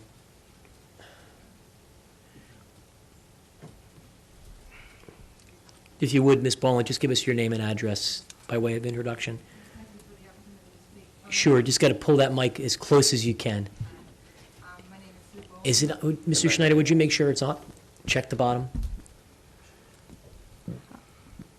You're going to hold the button down. My name is Sue Boland. I live at 165 Belmar Boulevard. Welcome, Mrs. Boland. Yeah, thank you. The soil testing that was done actually prior, it was done by the property owner. It was done prior to the time that he ever purchased the property. That is not in any way reflecting an accurate soil test of the condition of the soil that's been there. At an Ag Board meeting, he publicly stated somewhere around 1,000 trucks, it could have been 1,000 trucks that entered with soil, and that's a tremendous amount of soil that went in there. We have photographs showing the ground raised many feet. Our concern is we have wells. It's a health issue. We don't know what that soil consists of. He said it came from Muccio Construction. Well, Muccio Construction is a large-scale excavating company. Under any normal circumstances, I would assume you should have an accurate test and not a test prior to the time that you buy the property. This is not reflecting the current condition of that property in any way. Okay. And I think it would be extremely important, not even to consider the test that he's done, but to consider asking for escrow from him to provide an accurate soil test that goes down many, many, many feet, because that surface is not in any way indicative of what's there. There's 3 C1 streams within 400 feet of this proposed development. Those are very, very critical areas for the waterways, for the neighbors, for the wells, for the people that are going to supposedly move into this development. It's a serious safety and health issue. God bless you. And I think it'd be irresponsible if the town doesn't say, he's saying that he doesn't want to do a soil test until after he's gotten his approvals for the major subdivision. Well, you're kind of putting the horse before the cart. I don't think anybody should even be considered allowed to say, flip that land over if that's possibly what he plans to do, and not be responsible for the condition of that land as it sits right now. All right, thank you, Mrs. Boland. Mr. Zernecki and Mr. Gannon, this is a pending application currently in front of the master plan. Now, unfortunately, I am ineligible to vote on this issue. I had a business commitment and missed one of the meetings, and now have a similar business commitment this Thursday and will not be there. So I'm not an eligible voter, so I can probably comment on this. Mrs. Showmaker is not here. Well, let me ask Tom first But I about want to just that, find 'cause out you might legally- still be exerting undue influence from this position right here, right now, on an active Yeah, I mean, application, so maybe Can I comment on this at all, Mr. Gannon? I mean, I have commented at meetings on the application, but I am ineligible to vote. I'm just trying to understand where we're at in terms of this report. I'm reading the email where it says Paul was concerned, or at least the Environmental Commission was concerned about the soil sample report. Then we have Ms. Boland indicating that that report's not relevant because there's been truckloads of fill or soil put on the property. There's many witnesses to that. Okay, so we don't really have a report in front of us yet that is relevant. Except that I think from a technical perspective, the applicant has apparently submitted the report in question to the environmental commissioners for their comment on during the application review process in front of the board. So I think we have two issues. The first is, what role, if any, legally can the township play on saying, we want to take the report, let's say for a minute we thought it was valid. We want to take the report and give it to some scientists to tell us what we think it means, so that the environmental commissioners, doing their due diligence, can get a layperson's explanation. And then the second question is, do we have any standing to suggest that based on testimony given by the applicant, that the samples were drawn at a time when what they're looking to do now isn't even what the ground looked like? And so do we have any jurisdiction, Mr. Gannon, to weigh in on this, and that it might be a planning board issue to have to comment, although it's a great observation on Mrs. Boland's part? Is that a matter that the planning board has to raise with respect to the credibility of the report? Well, I'm not familiar with the planning board application, what's been submitted, but I would assume that there's a checklist somewhere along the line that there has to be some kind of soils analysis. The question is, when is that going to be reviewed? And this report here, I don't know why it was sent to the Environmental Commission if it really isn't the one that's going to be sent. They should coincide with whatever goes to the planning board. It was part of their latest environmental impact statement. Unfortunately, it's not really that clear unless you really look at it carefully, that it was actually done January 20th, 2003. All right, so that was submitted as part of the application for the planning board? Environmental impact. So I would suggest the planning board reject it and come back with something that reflects the actual Okay. soil after the fill or whatever's been put in there, and we probably have a jurisdiction under the Historic Pesticide Act and et cetera, et cetera. That the planning board can do that? Planning board, but I think in the health, safety, and welfare, if it's something that has to be done immediately, we could ask them to give us a report or amend that report to reflect what's actually at the site as we speak. And statutorily, we as a council have the capacity to do that? I don't have the chapter and verse, but if we have a problem with potential environmental constraints or contamination, I think we have the authority under the health, safety, and welfare to have it reviewed, and if necessary, go in there and take soil samples ourselves. All right, so let's do two things, the two takeaways. Tomorrow, if I may, Mr. Schneider is also the chairman of the planning board.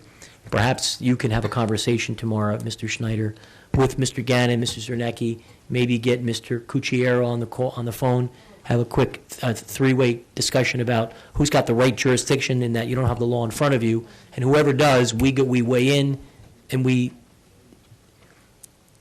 Folks, if you have any comments or discussion, I would just ask for the benefit of the people up here and those around you that you just perhaps caution and, okay. So here's what we're gonna do. You'll talk tomorrow, find out who the right attorney is to weigh in on this.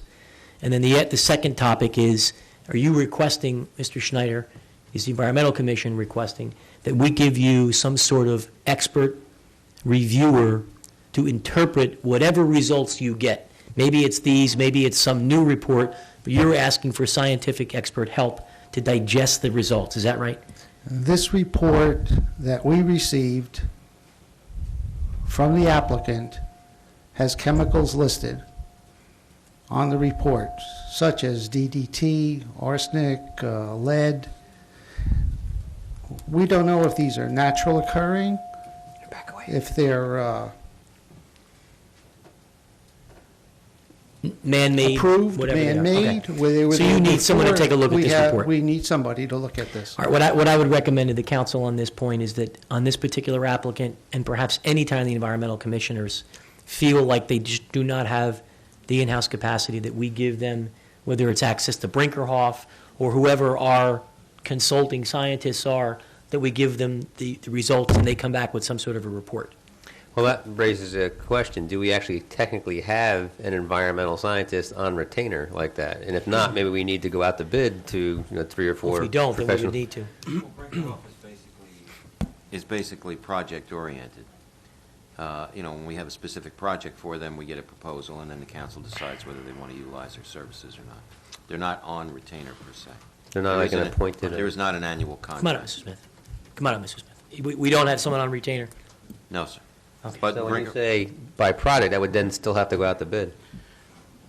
Mr. Mayor, can I just ask a question before Mr. Smith comes up? Yes, sir, go right ahead. Thank Now, you, I Mr. see Sullivan.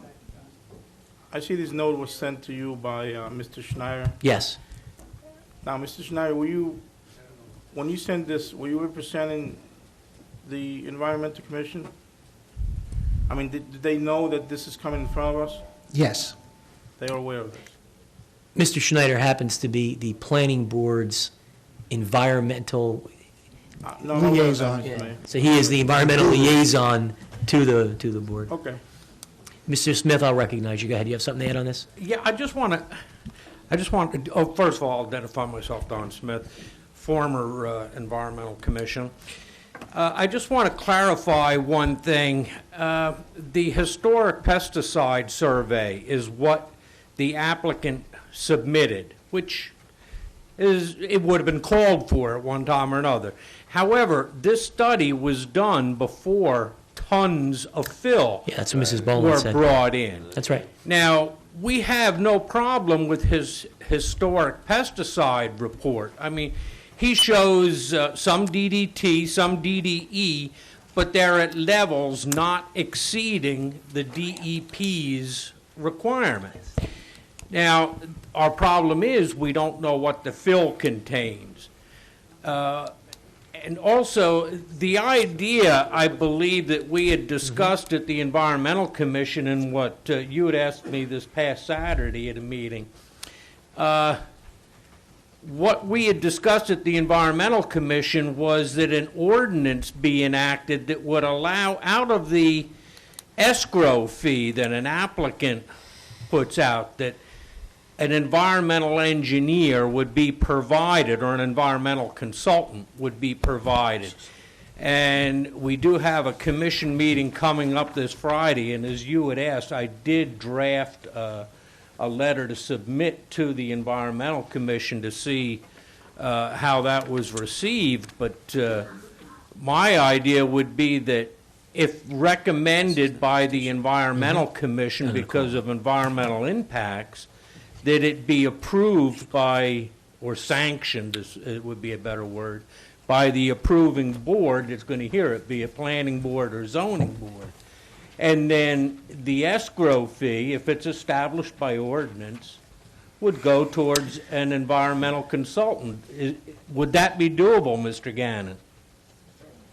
Yeah. And that way, the taxpayer doesn't That's have right. to foot the bill. Chairman Pritchard approached me about that very point, and Mr. Schneider has approached me to bring it up to the governing body. We haven't had a chance to have it on for workshop, because I think you guys were going to come back to us with a recommendation. Yeah, I was asked to do the I think letter, we and are, I yeah. do have one Good. ready, but we don't have a meeting All right, until thank you for Friday. those comments, Mr. Smith. You want to add something else, Mr. Schneider? Right. Well, in the meantime, one of our citizens who happens to live in Howell, who happens to work for CTC, and who is our engineer to the planning board, has volunteered to come to the Environmental Commission once a month Yeah. to help us out with some That's of right. these complex issues. So Ernie Peters will be at this Environmental Commission meeting at no charge to the township as a volunteer to go over some of the things that, But see, the thing too, you want to have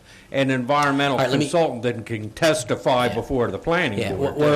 not that we don't want to work this this issue, is but. an interim. On Yeah, an I think interim we're on the basis, right track. CME has indicated for no additional charge, they're going to attend one meeting a month, they're going to participate, which is a big help in reading some of the technical plans. All right, so here's the takeaways. Tomorrow, there'll be a caucus, Mr. Schneider will participate to make certain that we jurisdictionally can impose whatever the authority we have is to make certain that the right samples have been taken, and that we can hold this whole thing up if appropriate, to make certain that we are testing the right soils.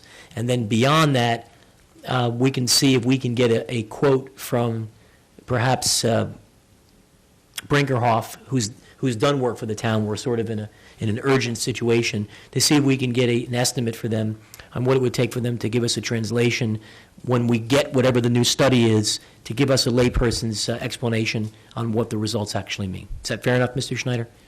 Yes, Mr. Mayor. Thank you, sir. You have something else, Ms. I Bowling? just wanted to add that the majority of the soil has been added on Lot 17 in front of Pre-Swamp Brook, that ponded area that's been referred to for so long. Yes. That is the primary area where most of the soil has been brought in, and to many, many, many feet deep, to the best of my knowledge. So if they're going to do a soil testing, it should be in that area of where the circle track used to Okay. be, and also several feet down to confirm what the condition of the soil is down. Okay. Make If I note of might that. just... Please. In terms of process, typically, things that are submitted with an application are reviewed by either the planner or the engineer. I think what we'll do is point out some of the timelines with respect to the date of the report and other things that happen on that site to the planning board engineer, and make sure those issues are incorporated into their initial report. So they're placed on a record. And then perhaps what can happen is, I think the planning board engineer is typically the quarterback on all engineering-related issues. So I would reach out perhaps to that individual and see, given the circumstances, who he would recommend to review, if they're not capable of doing it in-house. Okay. Do you mean looking at the results? Yes. Okay, that's fine. All right, good. Thank you both very much. So that was the comment on that environmental study. Next is a discussion. It says Starlight Road, but it really should say Hampton Road. This is Article 10.4. As a part of continued review of some traffic issues. Hampton's off of Salem Hill. Hampton is off of Salem Hill. We have Mr. Kenneth Coffey, and he's got one of his neighbors with him, and I apologize, I forget the gentleman. Is that Frank Lynch? Ah, pretty good, huh? Would you two fellows come forward, please? All right, for the benefit of the council, we have in our, I think there should be something in the backup, but Mr. Lynch and Mr. Coffey had contacted me about some difficulties they're experiencing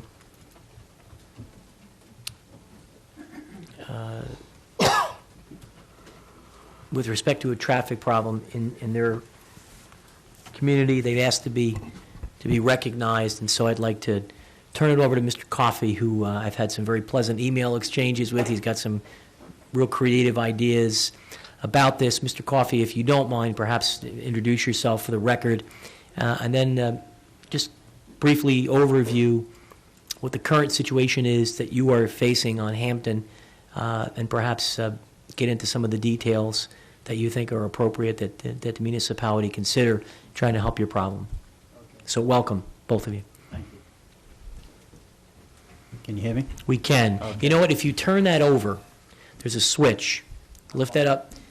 Push the switch in the other direction. That way you don't have to hold the button. Terrific. Okay. You're on. Ken Coffey, Hampton Road, Howell. Could call me Mr. C also. Welcome, Mr. C. Thank you. And They're all making fun of you. my neighbor, Frank Lynch. This is my first time here, so I'm not familiar with the workshop session and, how we go about things. So we... All that means is that we as a council discuss everything first, and then the public gets to participate, where in a regular meeting, the public participates first, and then we actually act on things that we've now had discussion on twice. Okay, so not knowing how to proceed. It's very informal. Be comfortable, whatever you think is We best. put together some handouts for you Good. to take home and read over the next week Good. before you act.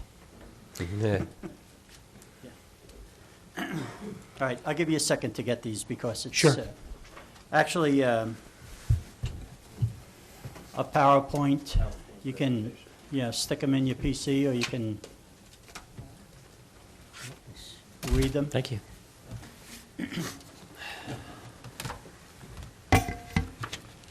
We didn't make enough for everybody. I think the township manager has a copy. I happen to be pretty familiar with the exact You're familiar with- traffic load that you're talking about. Yeah. Okay, good. So we're happy to see the remarks from the mayor from his January inaugural that he's committed to reducing the speed problems in Howell Township. Myself included. You know, I'd actually like, before he even gets into this presentation, Since many people already have a good where's, humor with that. Bruce is out of the room. What's Hey, Tom, before he gets into this presentation, I want you to note down that I'd like to actually get a traffic count right over the brook there on Princeton Drive, how many cars are actually traversing that area each day. I know they have the rubber strips they can put down, I'll take the count, but it'd be interesting to know. Because that kind of is two separate neighborhoods that are connected by that one street. And Right. And that's Tell me the road again. Princeton Drive, Princeton Drive. but towards, Do between you have the Starlight handout? and the, New Princeton, New- not yeah. old Princeton. Mr. C, do you have the handout? between Starlight and When we get through Darien. it, you'll see where it is. Between Starlight and Darien, Correct. not between Darien and the other side. Right. Which is hand. Okay, so we want to talk to you about the public safety issue that we perceive we have on Hampton Road, which is a pretty short road, but we have a high volume of traffic and speeds are, pretty fast on there. And we also want to support the mayor's slowdown in Howell. I think the mayor program. does too. Yeah. So what, Go ahead, Mr. Copeland. okay. What we have observed is that ever No one ever since- got pulled over for speeding in this town ever before, just so that you know. It all only started today. It's an inside joke, but go ahead.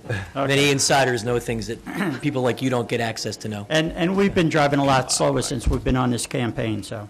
Okay. We see that the volume of traffic and the speed seems to have, started picking up when Princeton Drive was extended over Haystack Creek or Haystack Brook between Darien and Starlight when they put that development in back on Oak Glen. And essentially what we see happening is it created a shortcut to Aldridge Road rather than going Oak Glen to Windlet to Aldridge. The traffic's coming over Princeton and Darien and down Hampton, okay? So we also see that the traffic is going well in excess of 25 miles an hour. So if you go to the picture, you could see where that Princeton Drive is in Haystack Creek. Just a visual so everybody knows what we're talking about. And you could see the volume of houses in the neighborhoods. Next one is just a bigger picture of Princeton Road at Haystack Creek. So we perceive that's what created the problem for us on Hampton.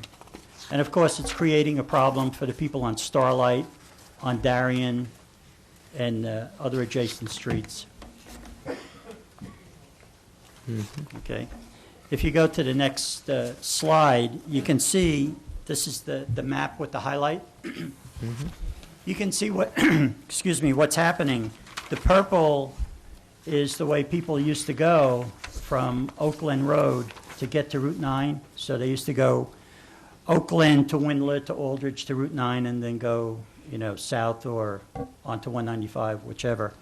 But the orange, you can see which way they're going for the shortcut. So it's actually 2.8 miles longer to go Aldridge Road. And if the speed limit's 40, but if you go 45, 50, it's going to be a lot quicker to get to your destination than if you go through the shortcut, through our local streets, because it's only 1.6 miles. But when you're going 40 miles an hour on those streets, it's quicker, and of course, more dangerous for us. Those streets are very narrow, especially when people are parked on both sides. I mean, it's unsafe. Those streets are probably 20 feet wide. All right, the next slide just gives you a better illustration of the route going over Princeton Drive. Okay, and the next slide just shows where all of the homes are on one side of Princeton versus the other side. So it doesn't just impact us on Hampton, but that's who we're worried about right now. But as we go through it, you'll see that we can solve a lot of problems with an easy fix. Next slide just shows some more homes. There's like 140 homes that are impacted by the speeding, rather than take Oakland and Aldridge. So we're on page 11, if everybody's following. We're saying because of the shortcut to Aldridge Road, traffic volumes increase and vehicles are routinely traveling far in excess of the legal speed limit on Hampton, which is 25. And then we're saying that other roads within the contiguous developments, Starlight, Princeton, Darien, Salem Hill, they're getting the traffic too because of the shortcut. Page 12, if everybody's with me. Some of the things that we've been doing kind of low-key since 2003. We've written a number of letters to the chief of police. We've written some emails, and we haven't gotten too much until we started working with the mayor, and we saw a slowdown in Howell campaign, and we sent some emails, and we've gotten a lot of attention. So we're here tonight to talk to somebody. So we're saying that since 2003, we've done a lot more than we should be expected to do as taxpayers. Absolutely. Okay. So page 13 talks about what we perceive that the township has done to address these problems. And we're saying we had a radar machine set up on one side of the street. We had a radar machine set up on the other side of the street. And then we got a speed limit sign, 25 miles an hour, which everybody knows what the speed limit is. And then we got, then we got into the emails with the mayor and, got some things going. All right, if we go to page 14, these are some pictures from the radar machine that was set up in 2003. Radar machine comes and goes, but the traffic keeps on coming. So what we're basically saying. Mr. Coffey, let me interrupt for just a second, because there's another solution which you didn't actually present, which is that we could actually make Hampton Road one way, and that ends. Well, no. The back of it. We would still have an issue one part of the day, but the reverse rush hour, you wouldn't have that issue anymore. Well, people are coming and going. We have. Well, I wanted to ask you though, would that be, rather than cutting off the two neighborhoods, would you consider having Hampton Road be a one-way road? Well, I think. I'm just discussing options, folks. Get those people. All they're doing, go down to the next road. Okay. What, Southgate? I used to live over there. Did you speed? I used to live on Kiwi Loop. I didn't speed. I always had my children when I wasn't in a hurry. That's a lot of turn. They have to turn left on the Kensington, right on the South. Okay. Hampton's is so easy. But what we're saying is that if you look at the couple of pictures that are here, you need to add like 5 miles an hour to what the radar machine shows, because you've got to look at it, see when it peaks out, and then take the picture. So, 38 is actually 43 miles an hour, 33 on the next page is 38, 34 is 39, 34 is 39. So, you know, people aren't going, you know, like 28 or 30. They're going, you know, substantially faster than 25 miles an hour. Okay, and the next slide, you know, shows our speed limit sign that we got, which hasn't done anything. And you could read the other thing there. You know, it's a serious situation. Absolutely. We stand out outside on the street and we talk with our neighbors, and we think we're on 195. I mean, it's scary. So, anyway, the next couple of slides has to do with, you know, some ideas. You know, we're not coming here just to complain, we're coming with ideas. Absolutely. Another possible option is in the afternoons, no left turns onto Hampton or Southgate, and in the mornings, I mean, from the Salem Hillside, and then in the mornings, no left turns off of Darien But onto then Hampton or Kensington. But then, you know, that Yeah, affects us still- when we want to get home. You know, we'll have to go all the way around. I mean, you know, we're not saying no, but we're, you know. I'm just it's- discussing I agree. various options, and we'll hopefully pick the best one, but Sure. I mean, we looked at two quickies and, you know. no matter what we do, we're still going to have to get a lot of input from your whole neighborhood. So I think your ideal We could do solution that. on page 20 is close off Princeton. Perhaps we're across this Haystack Brook between Right. Darien Road and Starlight Road, using identical traffic control signs planned for Winston Park. Right. No vehicles beyond this point. Stop, do not enter. Road closed. Whatever. Do not enters. Yeah, we're You're saying still, that. even if we do that, though, you're still going to have a lot of cars going down Hampton just to get elsewhere into your neighborhood on that side of Princeton Drive. That's why I said Yeah, we're it doesn't thinking that- necessarily resolve the whole problem. But we're thinking that, you know, the volume of traffic is coming from, you know, people coming in from Oak Glen trying to take the shortcut, and perhaps, you know, some people from the other development. You know, we haven't done a study or a traffic count. We're just, you know, we see the result. And that's Sure. it. And nobody's cutting through there off of Oak Glen Road and coming through the development. They're coming through the development. Right. That's You right. know, people that live there. Right. That's right. Okay. So we have as an alternative, which, you know, could be a first step, you know, put the speed humps on Hampton. You know, we've got some pictures.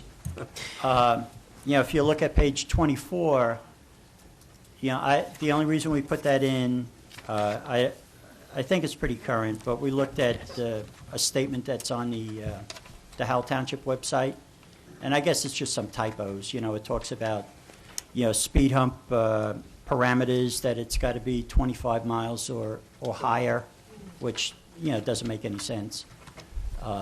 You know, it also says that we've got some speed humps. We do? Well, it says. That's another inside It joke. says the speed humps are in order and should be in place shortly. This is from November. Right. And it says that, you know, we want to get some more. So I'm just asking, you know, have they been deployed yet? Mr. Where are they? Nunziato, what is the latest status with respect to the speed humps? The manufacturer is indicating to us whether or not he is going to put MUTCD markings on the humps, because we want to convert them from actual 14-foot wide by 24-foot speed humps into what's called speed cushions that the fire trucks and emergency vehicles are able to straddle. And we're trying to get confirmation that that is doable. As soon as that gets done, we can total up our count and actually order them. And then Why I would call that- them 3 times a day. Why would I that know. be an issue, to straddle a speed hump? It's, Because you know, some it's of the like a foot emergency- wide. Well, It's not some of the- high. No. Some of the emergency response crews are concerned that speed humps may hinder their ability to Speed. react promptly to Let's an talk about emergency. action steps. Well, you know, other towns have them, so there's got to be a solution. Well, it Right. sounds like, when do you expect to hear back from the manufacturer? One way or the other? Honestly, by the end of the week, I'm going to make a decision that we put no markings on and order them. Fine. or And then how long will it take once you say, here's the purchase order? I would When will like- they be here? I would like to just say to you, guess what? They're here. I don't follow you. I said, instead of giving you a timetable, I'm going to order them, and then Yes. one day you're going to ask me, I'm going to say, they're here. You know I have great respect for you. 2 weeks is what Thank they you. tell me. But I need a date. Okay. So about 2 weeks from the time we order them is when we'll Okay. get them. And I guess our question is, can we... Where do they get Can we deployed? get them put on Hampton Road? What we decided to do with respect to the rollout of them is that we did ask at the time through Mr. Davis to have the Traffic Safety Department come back with a list of recommendations of streets for a primary deployment. I don't know that we've gotten that yet, because I think there was some speculation about when we'd actually have them. Police were working with Mr. Nunziato on that. Could we follow up with them on their preliminary list of the top 10 streets? And I think in light of the situation at Hampton, which has been well documented, that has to be one of the considered locations. Well, it's not only that, they're required to do actually traffic counts and speed surveys to make sure that the roads are viable to do that. That's correct. Right. Which we've done on Concord, and we've done on Vienna, and some other streets where people have come to us. Mayor? Thanks for the presentation. Do you have a, This was Mr. C? actually done. I do, Thank you. just a couple comments. One is Folks, like- if you would hold on, please, just, Just say, from my background as a planner, I would say that although I know we've invested quite a bit time-wise and in planning for the installation of these bumps, but long range and big picture, I don't think you drive through a neighborhood and see speed bumps, with the yellow lines, and it may throw up concerns about that neighborhood if you're an outsider, to the extent that it says, gee, maybe there's a problem here, because these aren't things you typically see. But in the short term, they might be the solution that we're looking for. I think what I would like to investigate in the long run is when I meet with the planner to go over where we are with the master plan, and we look at the circulation plan, whether we can visit some other traffic calming techniques that actually contribute to the aesthetic appeal of a neighborhood. I'll just give you one example. I actually conducted a study where I took a camera driving down a road where this is a busy county road in Burlington County, and demonstrated that where there, for example, were trees planted in a parkway. Parkway is the strip between the curb and the sidewalk, and a disciplined tree canopy formed. People slowed down naturally. Because what happens is you can't anticipate something that might pop up, so you naturally slow down. That's just one example that may or may not be appropriate given the widths of the roads, but as we're redoing roads in a master plan, we might think of doing things like that. Other things that contribute to speed are a turning radius that is very flowing, where you might want to get closer to 90 degrees. That forces a car to slow down to make a turn. And bump outs and things like that. And they might actually be in our long-term economic interest as well, because asphalt's getting more and more expensive. So in the long run, I'd like to take a look at the master plan and see where the circulation plan is going. The other thing that we should get you a copy of is that about 18 months ago to maybe 2 years ago, Remington, Vernon, and Vita produced a traffic calming report for the township. At the time, it was focused primarily on some issues with Pine Needle and Cherry Lane. But they got into a whole variety of all of the different mechanisms that can be used from a traffic calming perspective. I'm certain Mr. Davis can get you a copy. It was a pretty elaborate report, and it talked about a lot of things you're talking about, even the rumble strips and curbs and all kinds of indentations and perceptual things as you're driving down the roads. I think it plays into what you're talking about, and I think it would be good to look at how we may want to roll some of those out from a new development perspective, things of that nature. But I think the immediate takeaway here is you've given us what your recommendation would be with respect to how to address what appears to be a voluminous traffic issue coming through your neighborhood. Right. And so my recommendation to council would be that we get this, and this is a fabulous presentation. Thank you for the time you gentlemen put into this, succinctly prepared. Can we get a copy of this to the Traffic Safety Bureau at the police department, and let's get their commentary around doing the traffic count to determine if, in fact, it would even qualify for a speed hump. My sense is it probably would, but let's go through and start doing the due diligence so that we can take actionable steps to provide the kind of relief that you are looking for. Because we can't provide any relief without that traffic counter, is what it sounds like. There's no question that this road, the way the development is set up, is really a commuter road. I mean, I know it myself, and I'm not there that frequently, but every time I go into this neighborhood, if I want to get back to like Darien or Princeton, I go down Hampton Road. Right. So it's just It's where everybody usually does. him. It's got Yeah, the it's red me, it's Camaro. He's the guy. So what you're saying is You drive that blue Crown Vic? Yeah. He's got a white Taurus. We got spike strips now. Okay. But what I'm just telling you is that we know that this road is an issue. Yeah. All right, so Should we do anything? You know, should we start getting some, names on a petition that, not a petition, but an agreement that the people on our street go along with this, that they're not, so that when you're ready to put them down, we don't have to delay? Anything we should be doing? Mhm. No? I don't think petitions aren't going to help. I didn't mean a petition, but, somebody mentioned, we'll have to get the approval of the rest of the residents. I'm saying, should we? Well, before we Should do we do any that? change, we will poll the neighborhood to find out what their feelings are, just like we did in the Winston Park area. Again, safety is our number one concern as a council, and I really like to see the traffic counts there. So maybe that we have to do something, it may turn out that we don't have to do something, but no matter what, we'll still, if we do decide to do something, get the input of the whole neighborhood as to whether or not it's going to be one of 10 or a dozen different solutions. We came up with a few tonight, and someone Sure, laughed at, but I was sure. just trying to throw things out so people can... I agree. I would think, Mr. Coffey, from my own, and I don't think there's a right or wrong answer that any one of us can give you about polling your neighbors. I mean, if it were me personally, I don't think it hurts to get the feedback of the other customers that live in the area, to get their opinion, to begin to build their feedback on what they think. Sure. And you put a lot of groundwork in. I'm certain you've already talked Right. to a lot of your neighbors. Right. And that way you can continue to keep moving on your end. I think if we did a survey, and as one of the first questions you said, how many of you actually use Hampton Avenue to get to Salem Hill? And then continue down the list with 7 or 8 questions to find out, what's really going on with them. I'm sure you'll find out that even a lot of people in that neighborhood do use Hampton Road.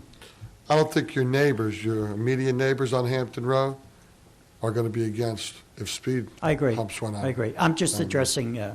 Mr. You want to be ready Tabasco. tactically about what to do Yeah, next. so when you're ready to go, everybody's I'm just ready not sure what to go. go to your neighbors with right now. I don't know if a petition, what do you put on the petition? Well, Maybe a don't- survey? Don't use the word petition, but, just get their agreement that, if we go with the speed humps, that, people aren't going to complain that now we have speed humps, and they didn't have an option to opt Or in maybe opt out. just first go to them, just information, saying, hey, we're looking into traffic flow issues here within the neighborhood.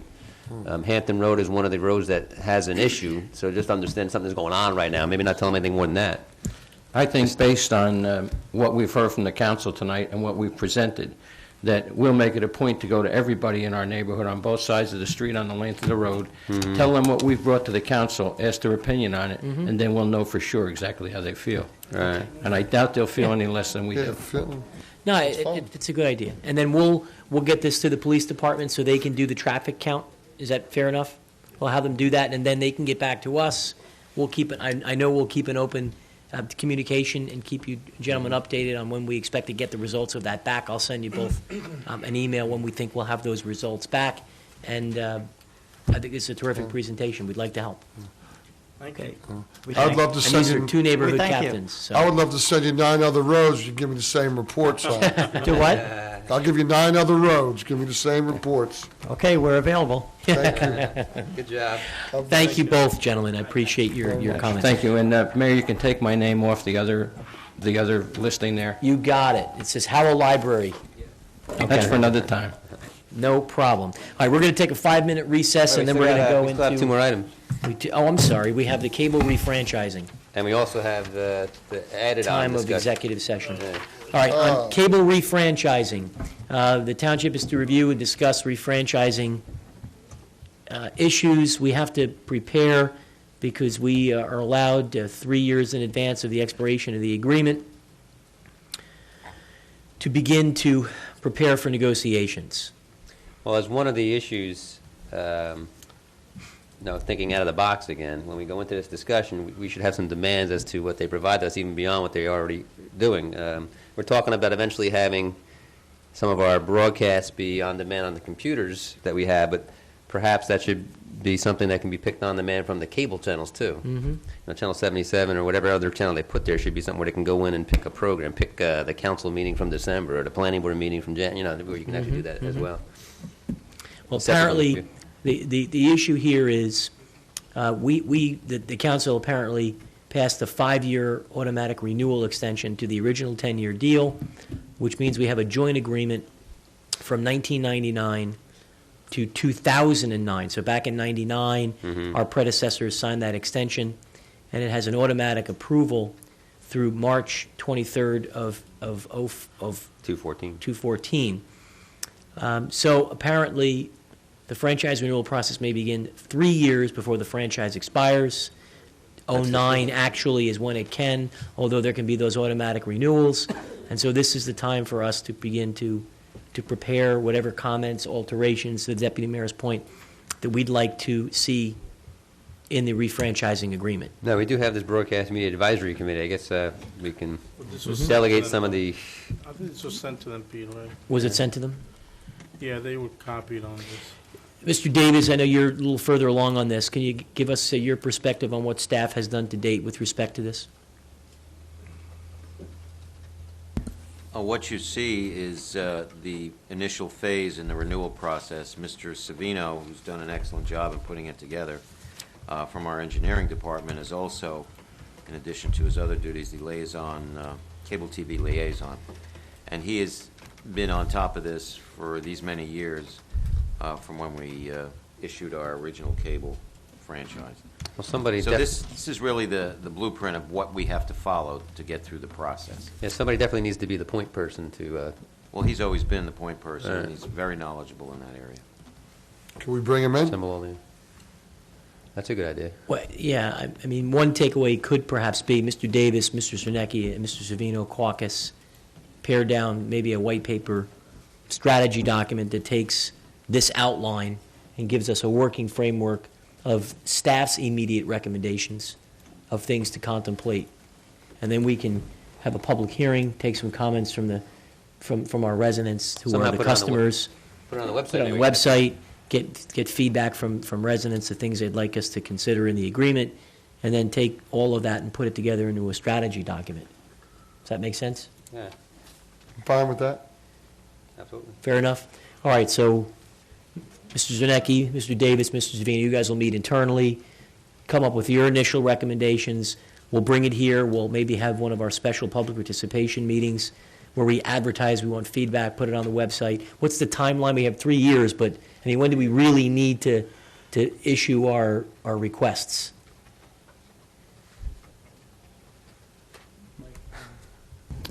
As Mr. Savino indicated, we need to notify the, what is it, somebody by We have September 6 months. 23rd. Oh, boy. By The November New 20th? Jersey Office of Cable Television, Board of Public Utilities, By November 23rd of this year? September. September September 23rd. Yeah, it says, now is the appropriate time to the ascertainment phase. The first step is to file a notice with the New Jersey Office of Cable, Television, and Cablevision. As indicated above, the town has 6 months to do this, March 23rd to September 06. Recommend we send him a notice as soon as possible. In the near future, MIS and myself will meet with the chairman of Broadcast Media to get their comments, et cetera, et cetera. Okay. So it sounds like the recommendation is, we got to make certain we have that note to them. You guys will collect your comments and then get it back to us. Fair enough? Okay, good. All right, the other quick thing, and then we're going to take a 2-minute recess, is we need to start executive session sooner than 7 o'clock. Anyone have an objection to starting that at 6:30? No, again, I think for the entire year so far, they've gone at least 90 minutes every single time, so I'd rather not push the public Good. back to 8:30 or later each time. I'd rather start at 6:30. Mr. get it done. Malave, is that fine? That's fine. Mr. Vasco's fine. Mr. Walsh? A little bit tough during golf season, Mayor, but I'll make. All right. Mr. Davis, you'll make the necessary arrangements so that we can advertise to begin at 6:30 for public, to open up the meetings and go into executive? The workshop and the regular meetings. Yes, we'll make those arrangements as far Okay. as advertising, but just a reminder, the 21st, you're starting at 6. Okay? Yeah, so we're talking about the norms. The norm will be that. The norm will be In a 6:30. normal workshop The meeting. workshop and regular meetings. Yeah, but I just wanted you to be reminded of that. That's all. Okay, good. Public participation still be 7:30. And 7:30. That means we'll be done by 9:30. There you go. All right, we're taking Yeah. a 5-minute recess. Okay. All right, let's get started.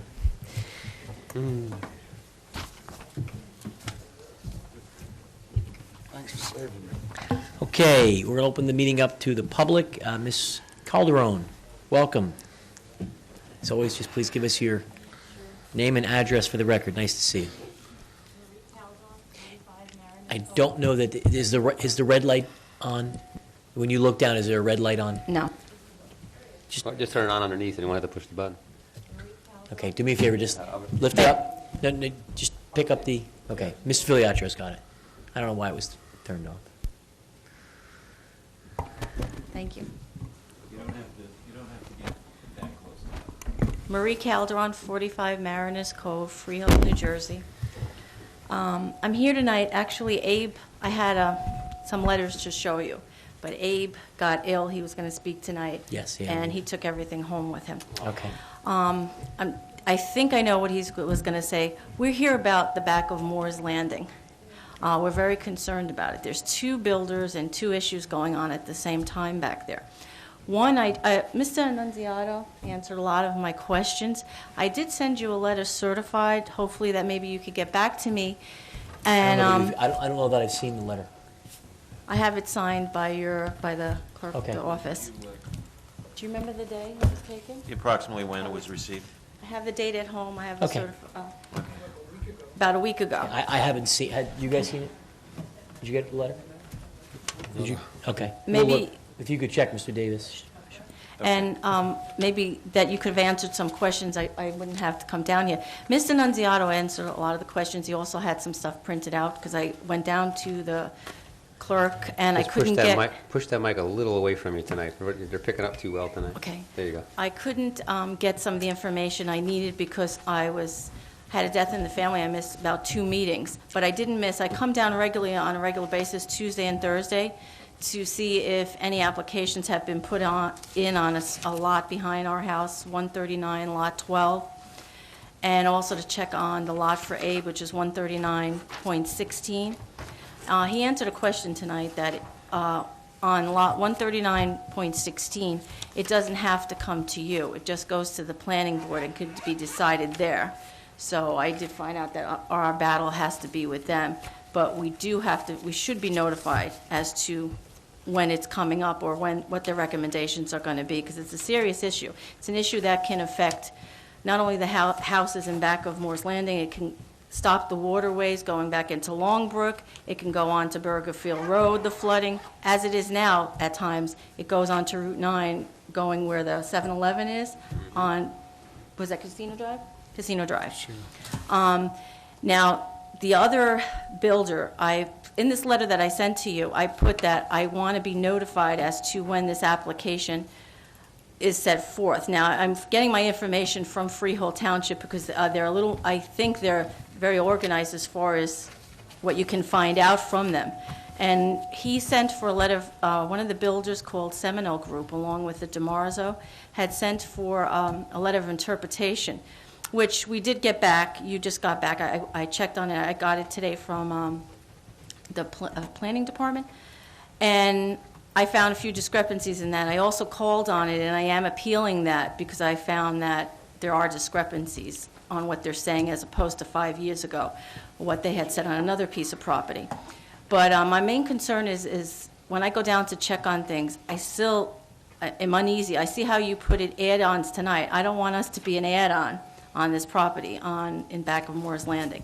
And when I go down, you should I'm already told- know that Chuck actually has us as an outside agent that has to be notified as a township. Chuck Newcomb, I'm talking about, our planner.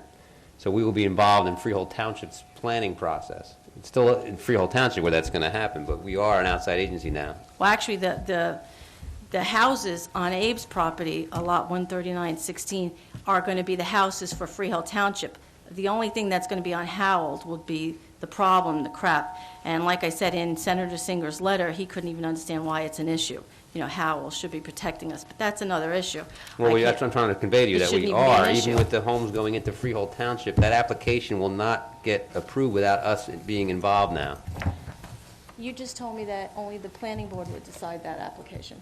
So But our planning board planner, Chuck Newcomb, has it on record with Freehold Township now that we are an outside agency, so just to use planning board terms, that will be involved in that process. So we'll have our say, just like people have a public hearing say here tonight on some of the ordinances that we have. We'll be part of that planning decision over there in Freehold Township. So we have objections, which is that they're not doing something right, whether it's with the collection basin or whatever in their application. We will have a say in that. And we will be notified as far as if not that we say your planning board is not knowledgeable, but if there are engineers, we can find discrepancies in anything that you It's put not out our there. planning board that's involved. It's we as a township are an outside agency. Our planning board planner is involved. So as to whether you're notified, if you're within 200 feet, Yes, I am. We are. then you'll be notified by Freehold Township. Okay, that's all I'm asking. And also, like I said, I still go down to the department to find out about getting these applications or anything's on file. And I'm so uneasy because I'm told, wait here, I'll look. Well, we're not sure. They could be in boxes on the floor, it could be up in boxes on the cabinet. You know, I'm uneasy. I just don't want this other application that I know is forthcoming. I don't want it to be added on or us not to miss. I do come, you can ask anybody down at the planning board. You see me, Mr. Nunziato, right? Once, twice a week, I'm down there. I go on the internet and I'm checking, I read the papers, so I don't want it to be missed. So I'm coming here so that people can hear. I'm not just here for myself, I'm here for many people in Moore's Landing. I offered to do this, but when the time comes, we'll fight as a group. I think that you really have to look at that back of the property. I mean, we have substantial documentation as far as flooding, so to allow some of these things to go on that they're planning to do back there, it shouldn't even be a consideration. Well, as you can appreciate, while we may all agree it shouldn't be a consideration, no one's got the authority to step in and say it can't be a consideration. So, No, I just unfortunately, asked you to use, of course, we're going to Good judgment. exercise, I hope that we have continued to demonstrate, for example, the issue on Birdsville Road. We've taken great interest on the fill that has come in, on trying to get scientific studies, on trying to challenge the legitimacy of the farming operation. So I think that we're certainly going to do everything within our jurisdiction to make certain that we protect the people who live in our community from things that could happen in Howell or things that may be happening in a neighboring community that could border in your backyard. okay, because you will be held accountable for anything that happens as far as future flooding or anything like that. You have to surely know that this is going to affect so many people back there. I don't It's think not even a consideration. I don't think there's any disagreement at all. We're accountable for everything. But at the same time, there are things that we don't have the control, as you can appreciate, No, to just stop from happening. Well, I think the second property, you probably have a little more say. But either way, I'm just asking for a way where I can fight it legally, be informed of certain things before they happen, and if I have to, I'll get my own engineer. Whatever it takes, we need to know ahead. That's all we're asking here. But I find that things are added on. I got scared December with what had happened with another issue. Have you asked to be on the mailing list from Freehold Township for their planning board meetings, getting the agendas from them?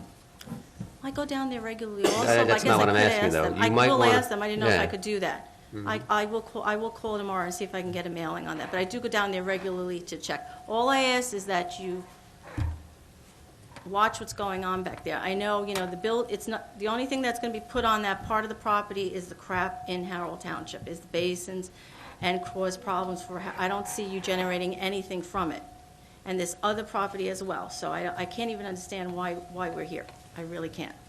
But I'm just asking that I can find out about it. Mr. Nunziato, Ms. Calderon's reference to when she goes in, people don't kind of have a handle on what's going on. I mean, is there a way we can be absolutely certain? Not Mr. that- Nunziato. I know he's it's not helped. him, but he's in the building. Is there something these microphones? This whole system's driving nuts. Is there something that we can do to make certain that the moment something comes in, that we can get to See, part of the problem right now is the document she's actually referring to is just an LOI or a presence absence letter for wetlands from the DEP.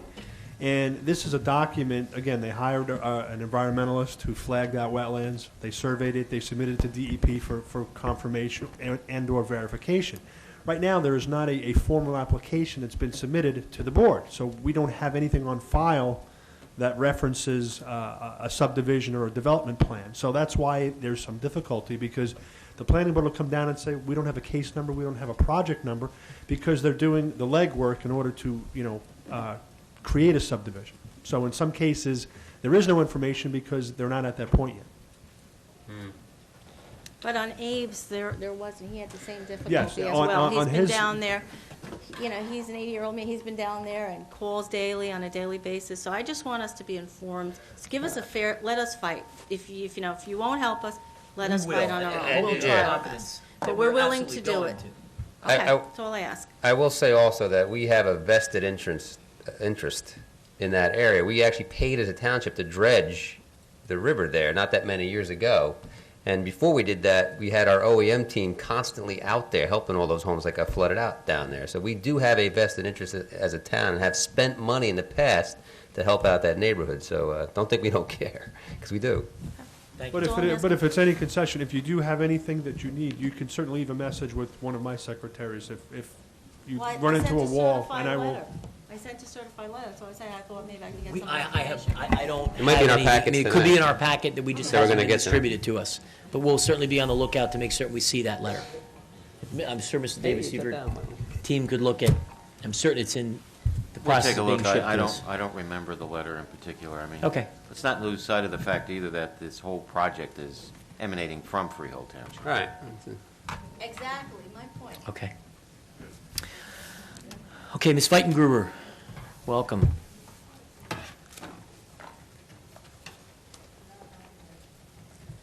How many more on the list?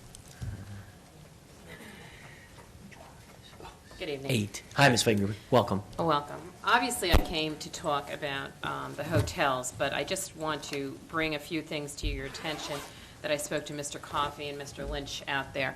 30 years ago, I did not buy a house on Hampton, on Kensington, or Southgate because of traffic issues. Hampton has had traffic issues for 30 years. If I go to my neighbors, some of who have been there for 43 years, they're going to tell you the same thing. Hampton was designed, that development, to service the eastern part of Salem Hill.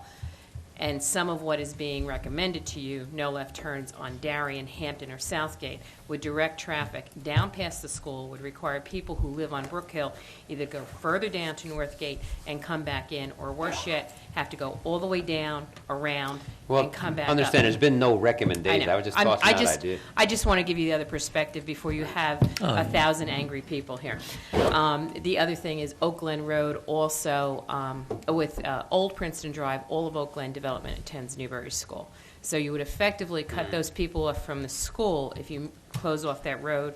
There was an original petition circa 1979, I want to say, that is probably in Bruce Davis's archives somewhere, from all residents in Salem Hill and Candlewood that asked for New Princeton Drive not to be opened. It was taken to court, as often is with developers, and they won. So that's why that road is open. I don't know that if you can go back and you can undo that at this point. They all go to Newbury School, though, that whole All of Oak Glen goes to Newbury School. And what it would basically do is require the people who are on like Yellowstone, they're not going to go out and go all the way down Oak Glen, out to Aldridge, and back in through Salem Hill to get to Newbury School. They're going to go out Starlight, and they're going to turn into Markwood, and all the traffic's going to go through Woodstone and then Candlewood to come back.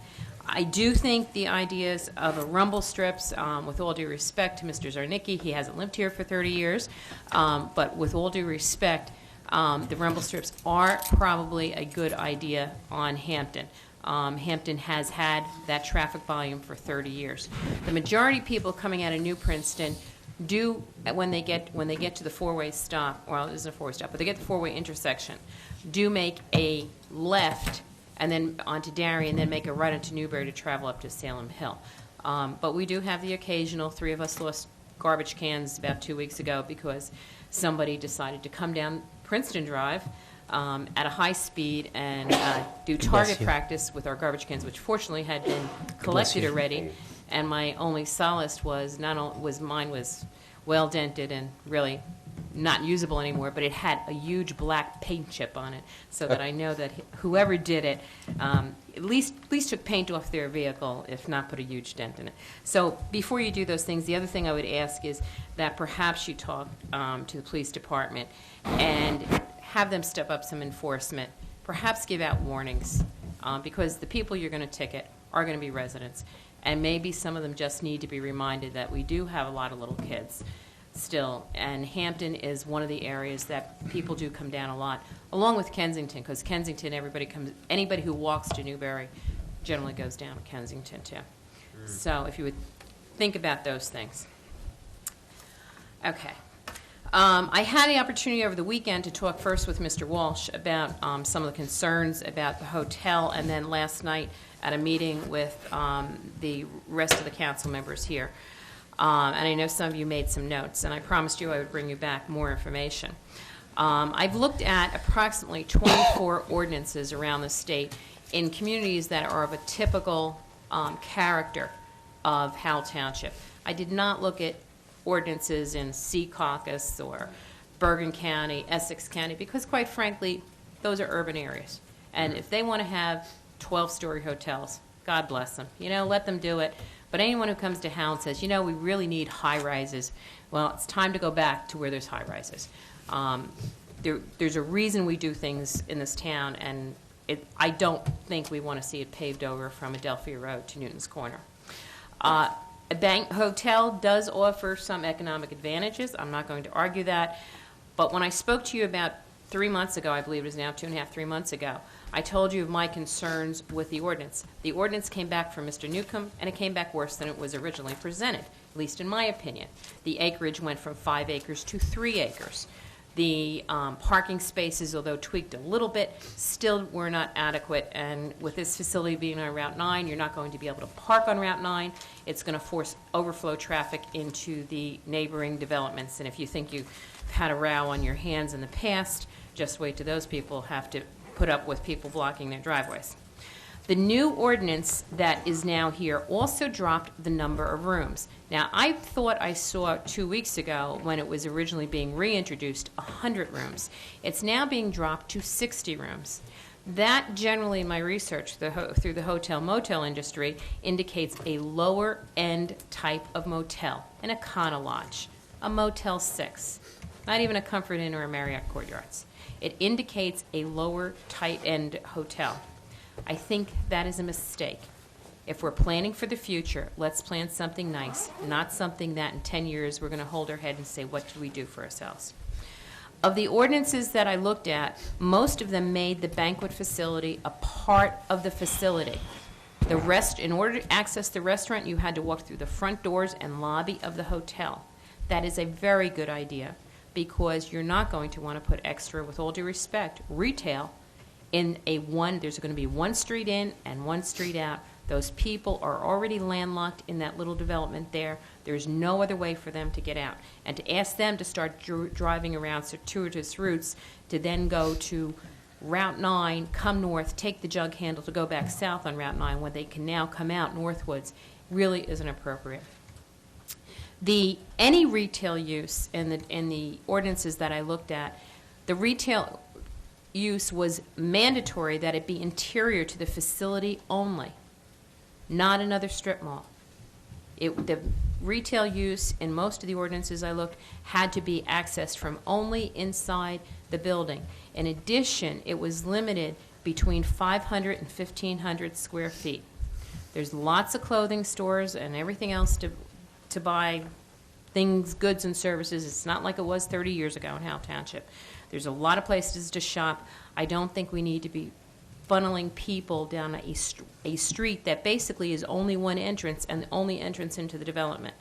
So the retail interior should consider being, retail should be only interior to the facility. There are ordinances on other towns that require all state approvals to be received prior to any application being deemed complete, rather than the application going the route of going through the planning board and then them using the application as a wedge with DOT. I think it's important to go to DOT and DEP. From what I understand, DOT has a report out there that they are not very happy about granting access to this. And they may find a problem, which means now, as you said, the access is going to be on Northwoods. And is that really fair to the people who live in that development? The acreage, which was the biggest problem, it went from 5 acres to 3 acres. The majority of the places that I looked at, Mount Laurel, Hapakon, Moorestown, Evesham, all had 10-acre minimums. A lot of towns have 12 and 15-acre minimums. And the conversation I had with you last night, you just point out that 3 acres is a minimum. And if you put 3 acres and somebody comes along and needs no variance and they have 3 acres and they want to put 6 stories and a building that's only 20 feet wide, whatever, they're going to be able to build it. Do we really want that kind of, I'm sorry, monstrosity in Howell Township? There's no reason to zone for what a proposed developer wants. That is spot zoning, it's special interest zoning, it's zoning from the dais. We have no obligation as a town to do what people who don't even live here want. The first obligation is to the residents. You've had a $2.1 billion with a B, increase in equalized assessed valuation over the last 3 years. Our taxes have still gone up 35%. The local taxes have gone up 35%. So this being the ratables chase, there's also going to be a COA obligation. And you've heard from me before that when we create a COA obligation, only half of them can be age restricted. Yes, we have a growth share ordinance, but I know of no developer who's going to come in and do non-age restricted 100% COA. So we create a problem, as Mr. Malavi said, when he was talking about the house, 3 kids in school, what is the price that we are paying, and are we really getting ahead? The majority of the ordinances I looked at only allowed 50 to 60% total impervious coverage. Freehold Township only allows 15% coverage for the building, 60% total. And I think that's a model that you might want to look at, because they make sure that everything is landscaped and bermed and there's buffers. The buffers that I examined in these 24 or so ordinance and setbacks, the majority of them were 100 feet buffer, just buffer, where they abutted residential uses.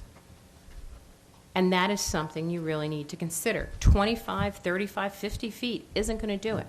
It needs to be, and it probably needs to be a berm buffer if you're going to do that. The parking is still a huge issue. In Evesham, there's one parking space per room, plus 1 per employee, plus parking for any ancillary use based on their other standards, such as restaurants. They require 1 space for every 2 potential seating. And they also define what the maximum occupancy load is, because they recognize that banquet facilities aren't always used for dinners. They can be used for cocktail parties, which allow a larger occupancy load in their building. And you're way shy. There is no provision for employee parking on this particular ordinance that you proposed.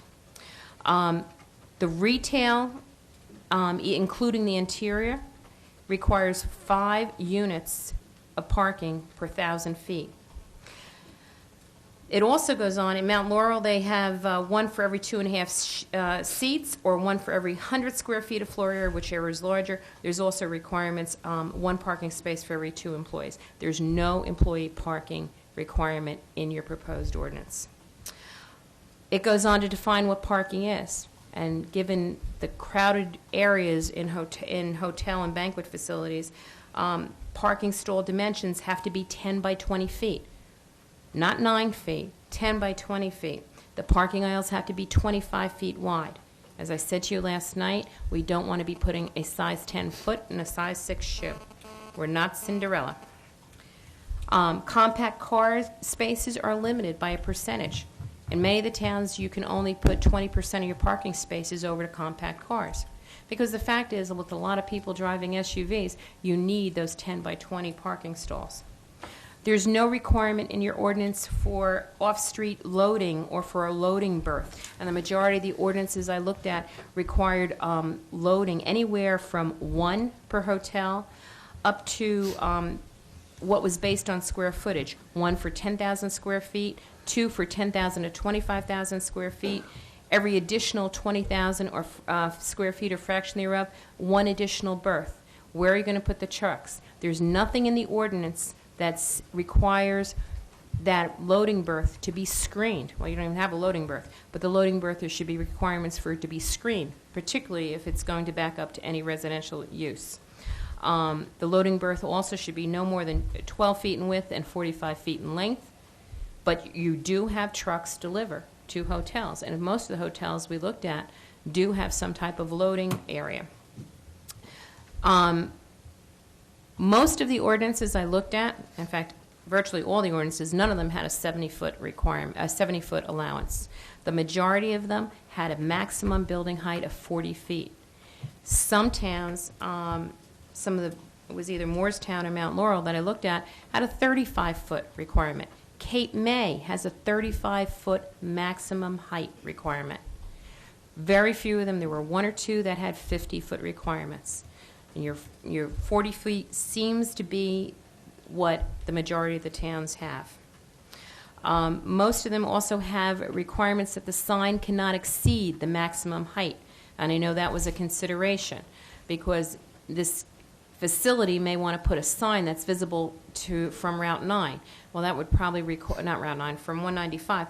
Because of where it is located, that probably require putting the sign 20 feet above the building. And it could also interfere with traffic on 195. So the sign specifically for this type of facility should not exceed the building height. Virtually all the ordinances I looked at only allowed for 1 freestanding sign per property. No offense, folks, I did move to East Brunswick, with all due respect to the people in East Brunswick. I don't want to live on something that looks like East Brunswick or Route 9 or Route 1 in Woodbridge. I moved here 30 years ago, and I'd like to stay for another 30, and I'd like it to continue to look good, too. There should be a definition in the hotel ordinance that specifically prohibits, because some of the ordinances I looked at, any stay beyond 30 days. Not just in a room, but any stay in the hotel facility, period. That is to discourage anybody from deciding to live in the hotel. There should be a prohibition against cooking facilities, including hot plates, because otherwise you may have this become a residential hotel, a la some of the ones that happened down in Lakewood. And I don't think that's what you want. There also should be a prohibition against the room being rented for less than any 24-hour period, for obvious reasons.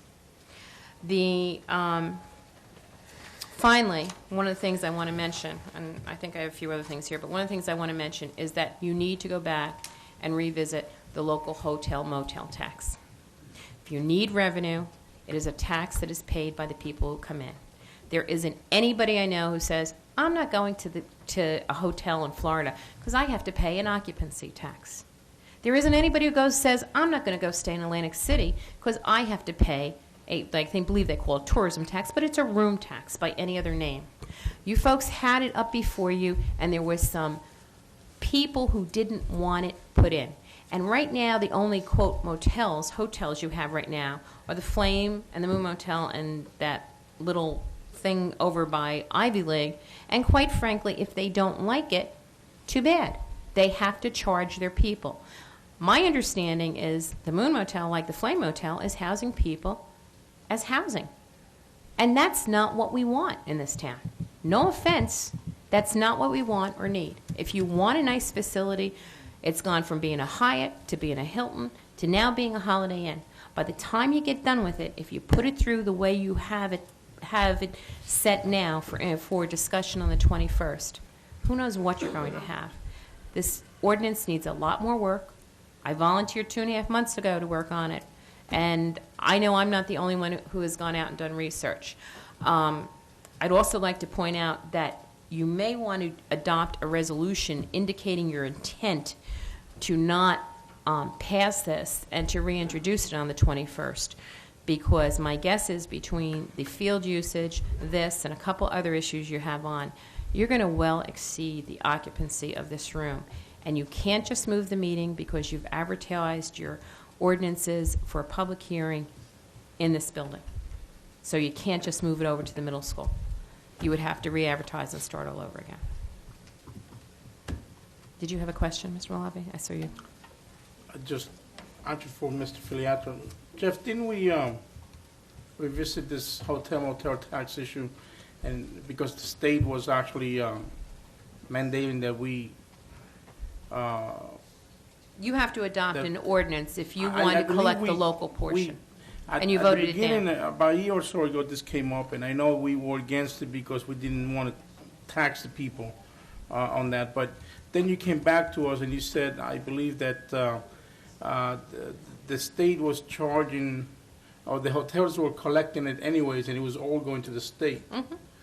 So It wasn't coming back to It wasn't coming back to Howell. Wasn't coming back to Howell now. So it's not a revenue opportunity. Yes, it is. Yes, it is. To who? To Webster, to us. To you. You have to pass an ordinance. You have to pass an ordinance. There's an additional tax that gets added on.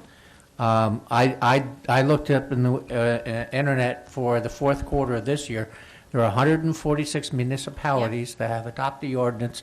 In the fourth quarter alone, they are getting $2.7 million in taxes, which is about $19,000 a town.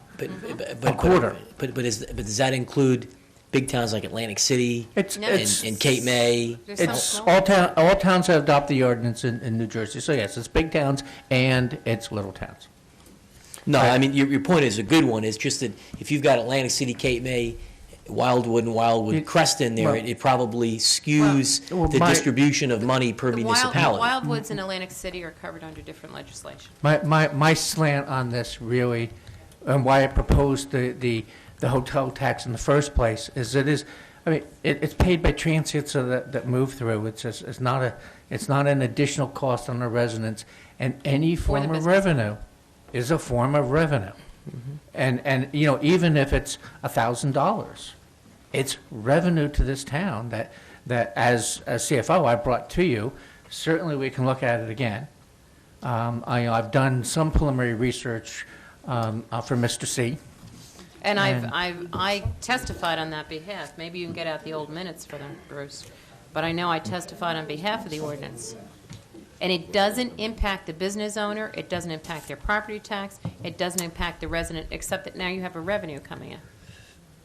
Mayor, initially when the tax was, that option was made available, a lot of municipalities turned away from it in the hopes that it would make them more competitive in terms of attracting potential development. But at this point, what's happened is that so many municipalities have adopted it that I don't think that's as much of an issue as it was before. And just to fill out the facts, aside from the ordinance, there are no administrative costs to the township. Basically, you advise the state with a certified copy of the ordinance, and they simply send you a check, just so you have all the facts. Okay.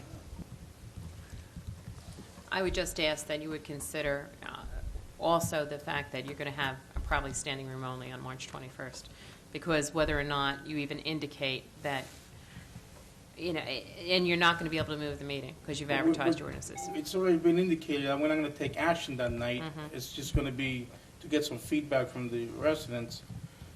And, if they want to stand, that's fine by me. Okay. I do think they need some indication that you're not going to do this. And I do think you need to consider some of these things, because it really is a bare bones ordinance. And I don't think it addresses what we're really looking for in Howell Township. Well, as you know, when I spoke to you last night, I appreciated your comments and give you my email and would be anxious to get what you just had talked about so that we can, in fact, make certain we get those comments to Mr. Newcomb. I think we're anxious to make certain that we pass an ordinance that is not site-specific. Quite frankly, if something never comes to a 95, I'm not going to lose any sleep over it, because we need an ordinance that addresses town-wide what we need to have by way of the appropriate requirements. So I'm not looking, me personally, I'm not looking at this as to a project on 195 or a possible project on Route 33, I want to pass a law that is designed to best accommodate any of the possible areas where a hotel could come into play. One other point I want to make to you, too, is if you go to 6 stories, it's a quick trip to Superior Court for any developer who says, well, I don't have a hotel use, but I want to put in an office complex. Or better yet, I want to put in a senior citizens high-rise. Because once you have that 6-story use, you do open the town up to legal challenge. And you know what? There's been an awful lot of zoning from the bench. And we've seen things that judges have overturned that may not make sense to us. But if you get the wrong judge, what is the cost of litigation to us? And do we want to protect the town from future high-rise type of uses? I know I, for one, and an awful lot of my neighbors don't want to see high-rise apartments or high-rise anything. You can go to Middlesex County, go to Union County if you want high-rises. Right now, they are not, I don't believe, and I think the majority of the people do not believe, that it's the kind of use that we need to see in Howell Township, because we want to keep the character of Howell, as more of a suburban town. Thank you. Thank you, Ms. Vankerby. Mayor? Yes, sir. For my own personal knowledge, I'd just like to ask a question. When this ordinance was drawn up, who advises Chuck Newcomb to draw it up to 3-acre, 5-acre, 10-acre? No one. The answer is he presents in his professional opinion what he thinks will fit. That's why it comes to us, and we discuss it and debate it. We didn't go to him and say, make it 3-acre, make it 5-acre, make it 10-acre. It was take what you have seen in your industry practices, come back to us with something that you think would be beneficial for the municipality, and he comes back and gives us his report. And then that's why we digest it here and open it to the public. I don't think Mr. Newcomb would profess. Yeah, that's a fair question. Yeah,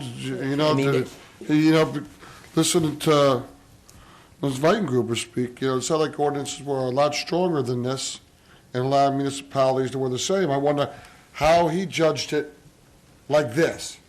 We're belittling Mr. Newcomb for no reason. He was the state's planner. So we're at the very beginning stages of this. All right, so he presented something that's used throughout the state. He represented the state as the state's planner. So let's wait till the 21st. We should have him here that night. Mm-hmm. And then we can debate this more, and eventually we'll come to what's best for Howell Township. Can we make sure we have him here, Mr. Zernecki? Okay. Mr. Marciniak, come on up, sir. Welcome. Stanley, you still here? Oh, he has a. Where's the county in the back? He's got handouts. He got some pictures to show us. Okay. Uh-oh, what's that, Stanley? This is for you. Give it to me for a prize.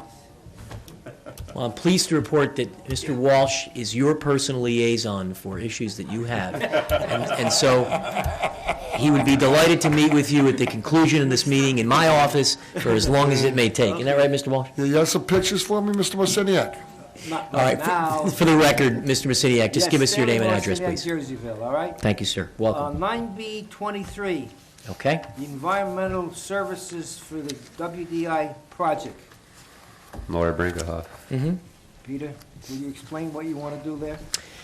Sure. 9B23. Go ahead, Pete. This is. I don't have it up anymore, but basically, Go ahead.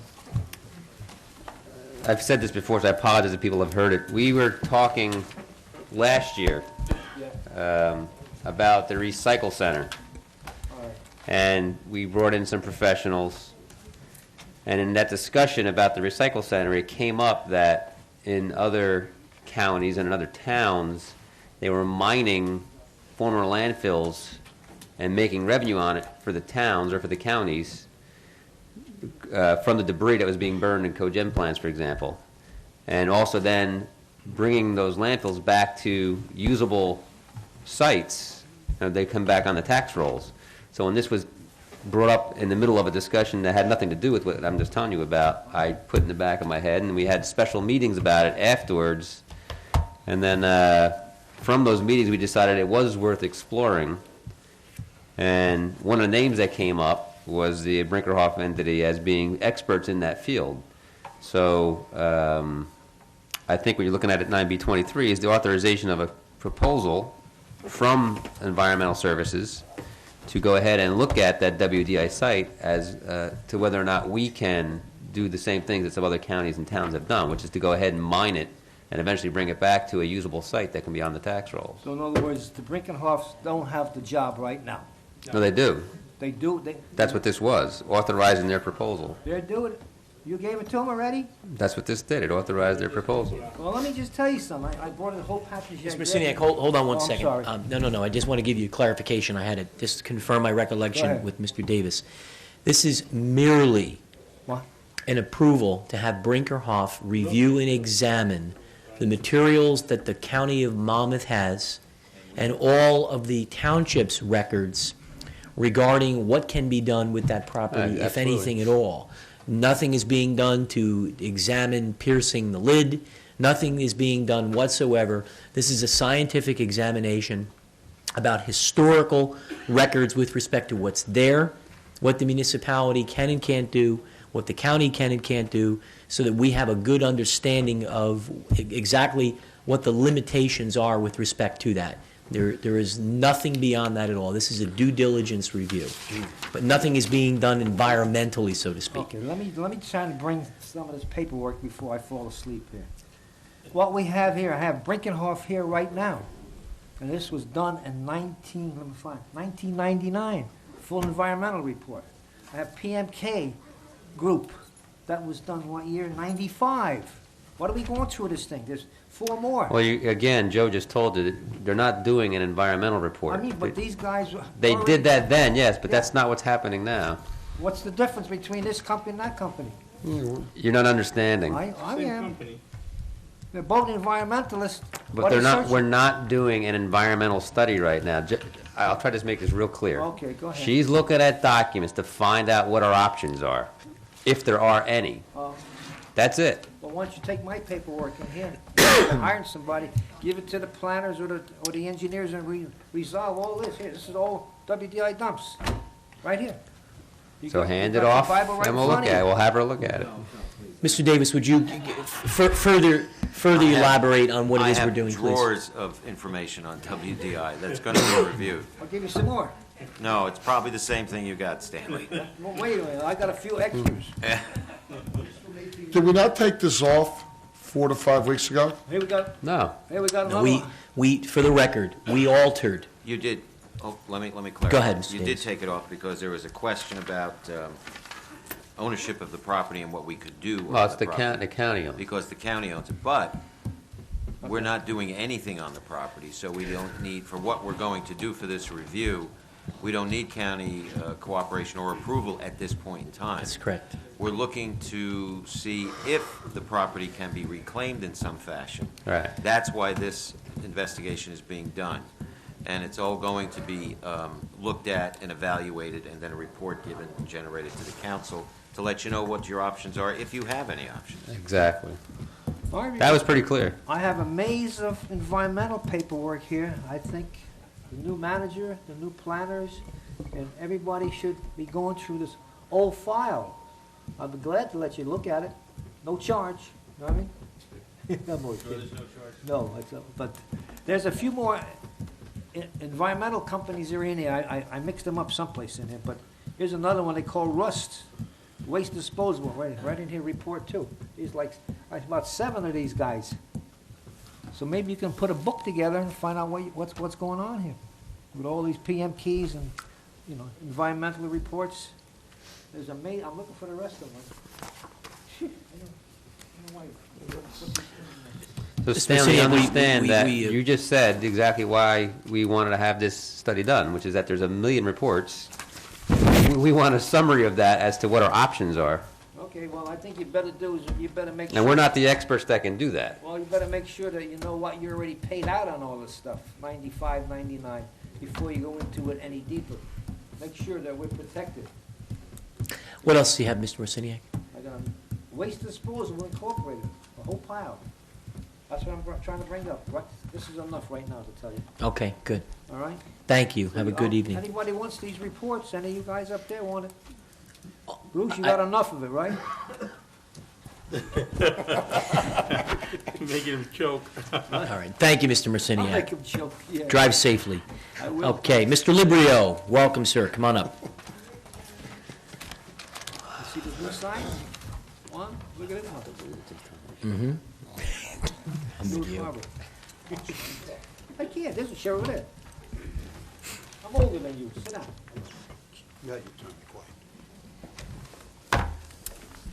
Good evening. Mr. Mayor, anytime you want, we could race for pinks. We could what? We could race for pinks anytime you want. I don't know what that means. In other words, we could race our cars against each other for registrations. You ever watch the Speed Channel? They got American pinks. You ever Graffiti. watch that? No. American Graffiti. Guys race against each other. The one who wins the other guy's car. Okay. I just wanted to throw a little humor in there in the beginning. There you go. All right. As far as this hotel business is concerned, I hope we don't get any motion picture people coming in here looking for a 6-story building so they can make a sequel to King Kong. Okay? But seriously, I did a little research, okay, concerning this. The Ramada Inn over on 9 and 70, it's a 3-story building. They have a 100-plus rooms. They have 3 banquet rooms, 2 ballrooms, 1 banquet, and they have the 1 restaurant. Now, I don't see why we need 6 stories when we could get the same thing done with 3. I'm not against any hotel, but we don't need 6. I think we could do it with 3. And as far as Mr. Tabasco saying that we have a problem there with wetlands and we're going to need more parking spaces and that means more asphalt, you're talking about a hell of a lot of more rooms with 6 stories, because if there's 100-plus rooms for 3, I mean, the math is simple. You're going to have 200 rooms, and that's a lot more parking spaces. You're going to be covering a lot more asphalt over there. So it's something to keep in mind. If you're going to have anything, try and keep it to 3. So that means you're not going to even need an ordinance, and you're not even going to need to amend the ordinance that's already on the books. Okay, the revaluations. Did they start? Because I've been getting phone calls from people in my neighborhood that they... Absolutely. They have started. Several months back, actually. Okay. They have begun in certain neighborhoods. I think they originally started in the Ramtown section, but they are out, and they are going through the process. They missed my house, though, John. They never came in. Well, You're going to be marked the highest. in accordance with that, with the revals, the feedback that I've been getting is that these guys, there's some people going into homes, they're going into some of the basements, not all the basements. They're taking diagrams inside the house as well as pictures outside the house, but they're not doing it for every home. So in order to get a proper evaluation and to know whether this guy's got a finished basement here and this guy's got an unfinished basement, which was the whole purpose of this thing, so that everybody pays their fair share, if he's not going to inspect everybody's basement to see who's got it finished and unfinished, then what's the sense? You know what I'm saying? So maybe some word can get back to these people. Can we, Mrs. Zernecki, can we please reach out through Mr. Lenahan or through you? This isn't the first time we've gotten some unusual feedback about things that have taken place in the field. I've gotten emails, council members have received copies of the correspondence that I've gotten, where people have come to me with questions and concerns. So if we could share Mr. Librio's observations, and Mr. Librio, if you can get us any specifics, if you know of a neighbor of yours, Sally Jones at 105 Starlight, who said, hey, it was my house, they didn't come in my basement, we'd like to have those specifics so we can go back and have them either do it over again. I'm not going to turn anybody in. Well, no, this isn't about turning them in, but it's making certain that the process was done right. So, yeah. I mean, if there's a concern that they did it in someone's house but not in another person's house, we want them to do it very methodically in everyone's house. But in the meantime, you can remind them to remind their evaluators to go out there and do that. This past summer, the Pathmark in Howell redid their parking lot and put their parking lines and everything in there. And when they redid the handicap spaces, there used to be a buffer in between the spaces to accommodate people with vans that have to get their wheelchairs out with the lifts and everything. They're gone.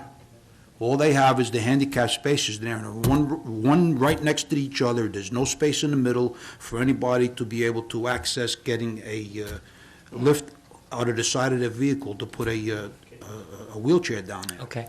And when I questioned the manager at the Pathmark, they said, well, the town had no problem with it, and that's the way we did it. And I says, well, I says to myself, I says, no way, the town's going to let them get away with something like that. So maybe we could look into that.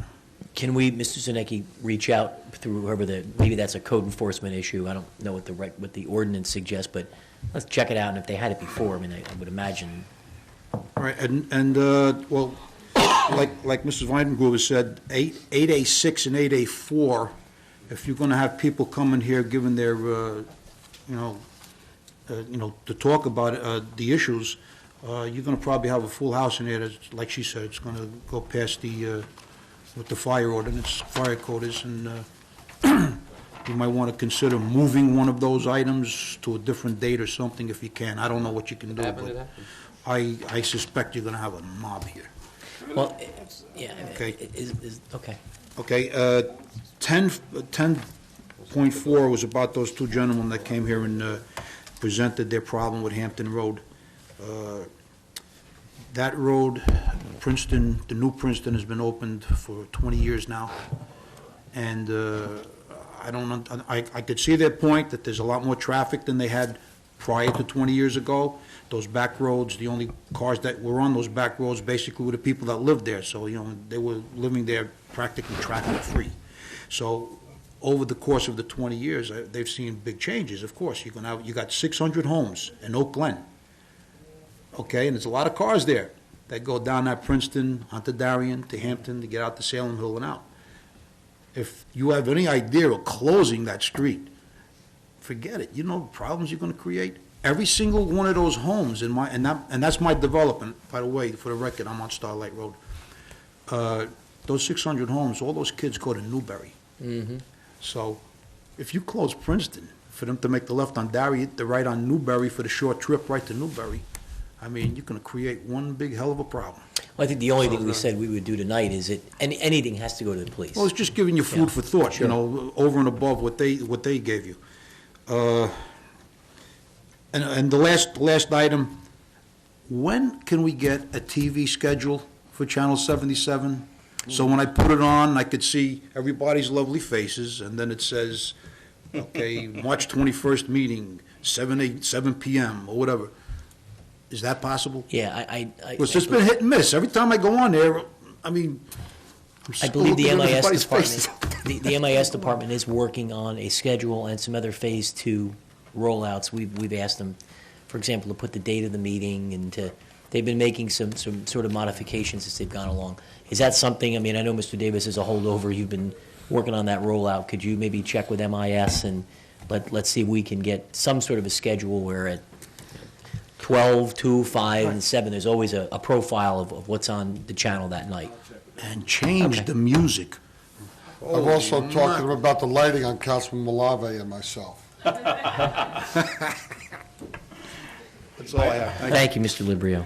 I think Bob was referring to the wide angle on the camera. Mr. Laraya, welcome, sir.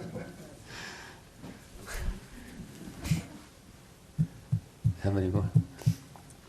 He's still humorous at midnight. Oh, it's almost good morning. Nice to see you, Mr. Meyer. Welcome. It's a quickie. That's Vince Laraya, 56C, the Villages. Specifically, it's the ordinance number, the 0614, the stormwater provisions. Yes. Now, way out, a cursory glance, this is all for new construction. Existing systems are not affected by this new ordinance. God bless you. That's right, sir. Okay, and I just wanted to ask that when the final presentation is made, somehow that gets reflected in either the That's a fair presentation or the point. verbiage. That is a fair point, that this really only applies as of a certain date for all new construction. Thank you. Thank you very much. Mrs. Dixell. Welcome, Mrs. Dixell.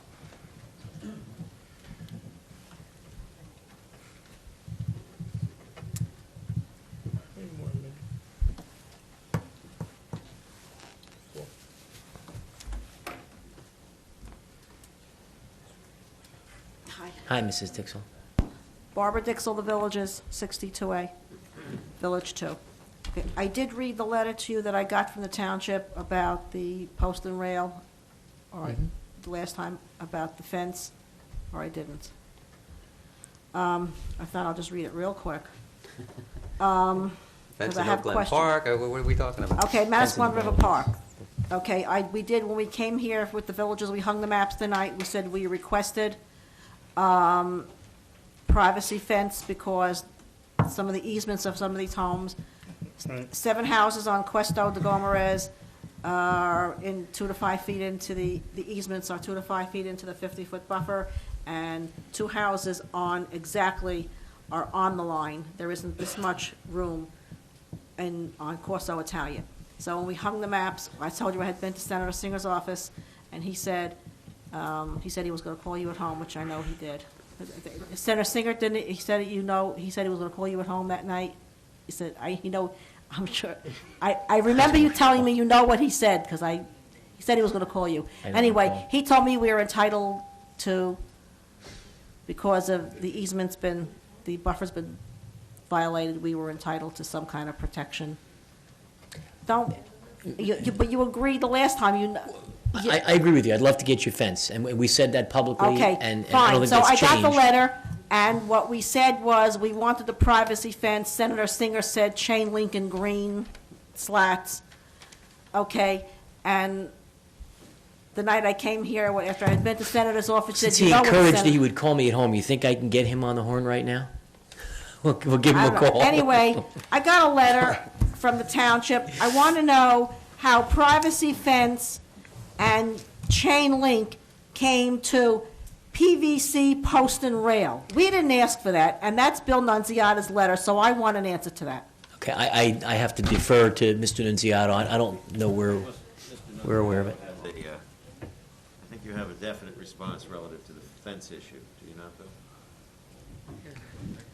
Again, in checking my notes, all we had asked for was a white vinyl fence, period. It was non-distinct as to specifically what type, okay? It never came up a chain link with green slats or... Oh, I brought that up at the meeting. Go check your tape. In fact, I'll go give me a tape. I want to hear the tape. Because Again, that's what we said that night. It's irrelevant at this point, okay? We're going to set up a meeting, and it'll be discussed at that point. So what's happened in the past is really not important at this point. Yeah, I think our commitment, Mrs. Dixell, remains that there's going to be a meeting, and that representatives from the village trustees will obviously be there. I know that Okay. you've expressed an interest to be there. It would be delightful to have you there, and we'll act as an intermediary and to work to convince them to get you a fence there that protects the privacy Of the villages. Perimeter. Okay, now, from what I understand, Mr. Alaria said he did get a call from Myrna or somebody, I guess, in the manager's office today, that there was a tentative meeting set up for the 13th in the morning or something, and that it's been canceled. I want to know about that. Can you elaborate that, please, Mr. Zernecki?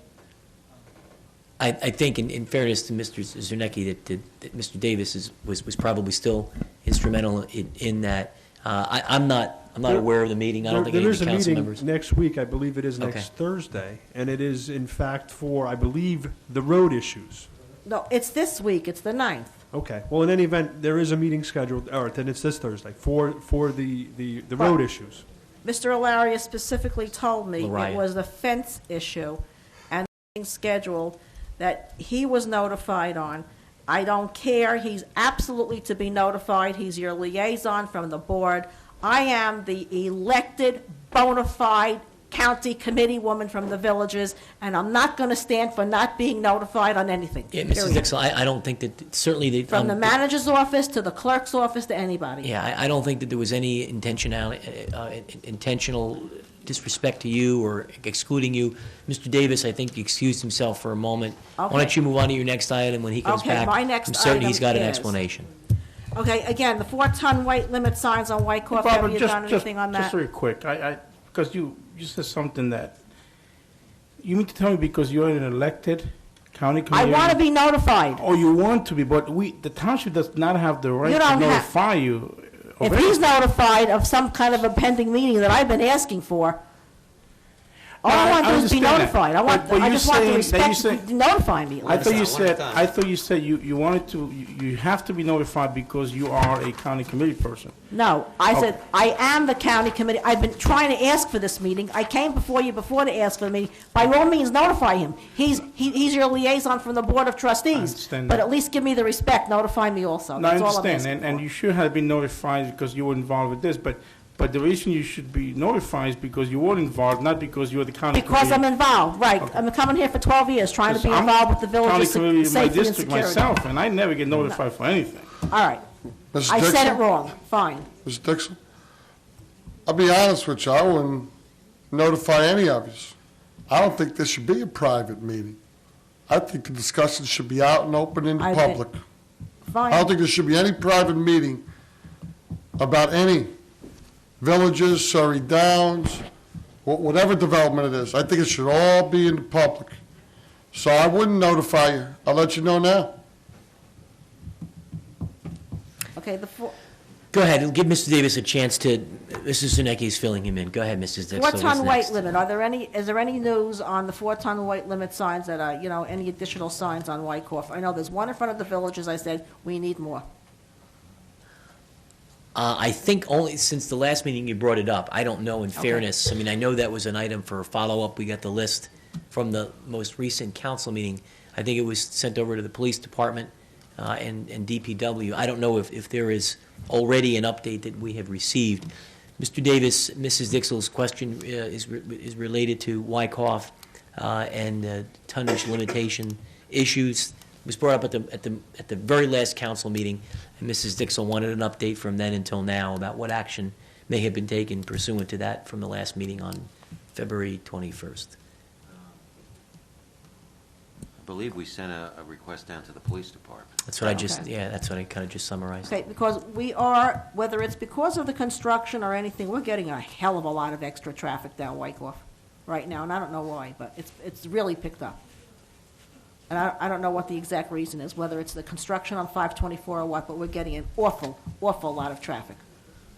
Okay. Okay, the hotel, again, I'll say, my personal opinion is, there's a Ramada Inn on the end of 33 near the Turnpike. And that's also about 3 stories high, and that's also a conference center. It's a big piece of property. It's a conference center. You also have 18 acres. I keep telling people, there's 18 acres for sale on Route 9 South. Be around Home Depot, around between Casino and Home Depot. That's a great spot to go put your hotel. They can spread themselves out to a fare-thee-well and put in anything they want. Like any kind of facilities. I think the hotel industry knows better than we do where they want to go. And let me ask you another question. Mr. Lefkowitz, I thought he's working on this, right? Because I read it in the paper. Not for us, he's not. Not for us, no. Apparently, according to the newspaper, he's been hired by the entity that owns the property and wants to build the potential project. It doesn't work for the township. Okay, because between him and Mr. Krupnik, I thought we weren't kind of hiring him or doing. We're not. He works for the potential applicant. He's got nothing to do with Howell. And under full disclosure, at one time, he was representing the township on this particular project. However, once he was let go by us, he then put his services out, to the highest bidders, private bidders. He also works for Jackson, I think, now, too. He works for Jackson, too, and I remember reading in the newspaper that when he did work for Jackson, there was a comment written in the newspaper that Mr. Lefkowitz sort of indicated he was interested in development, as opposed to the C1 waterways. And that was a comment that was a while back. He doesn't work for Howell Township. Well, you know what? He's I not call him affiliated and- with Howell Township. I call so- him and Mr. Krupnik the dynamic duo. And hopefully, whatever gets done with that project will be the right thing for this town. As far as 6 stories high, it's my opinion that you're going to be setting a bad precedent. You're going to start looking like New York City. We don't want, none of us came here for that. Also, you may possibly have to send your firefighting force to the fire academy in New York to train them, because these are the people that go up 6 stories and more. If they're going to be that height, we may need special training for these people. It's very possible. I mean, they have all kinds of special training for the firefighters in New York City because of all the height of the buildings. Do you have anything new, Barbara? No, I don't. I just, my personal opinion, and I resent anything new. And you know what, Mr. Tabasco? You are a real estate agent by occupation. So when it Hold comes on, to this, hold on. I'm going to stop you maybe, right there. What he you does know. for a living is, I that has know, but you nothing know to what? do, Don't Mrs. sound like a Dixell. real estate agent when you're talking Mrs. about the Dixell, hotel. please, I don't want to ask you to stop, but I'm going to have to. Because with all due respect, Thank you. I'm not going to tolerate anybody taking on what Thank you. anybody does here for a living. We're all here as I elected understand that, officials. but we need to do the best thing we need to do for this town, and we don't need 6 stories. I will vouch for Councilman Tabasco's integrity any day of the week. And when I'm he's sure up I here, do. he's a I'm sure I councilman, do. not a realtor. There's no finer person than him. So what he does for a living is of no issue for what's discussed in these chambers. Okay? Thank you. All right, you have a nice night. Mrs. Smith. I apologize, Mr. Tabasco. It's all right.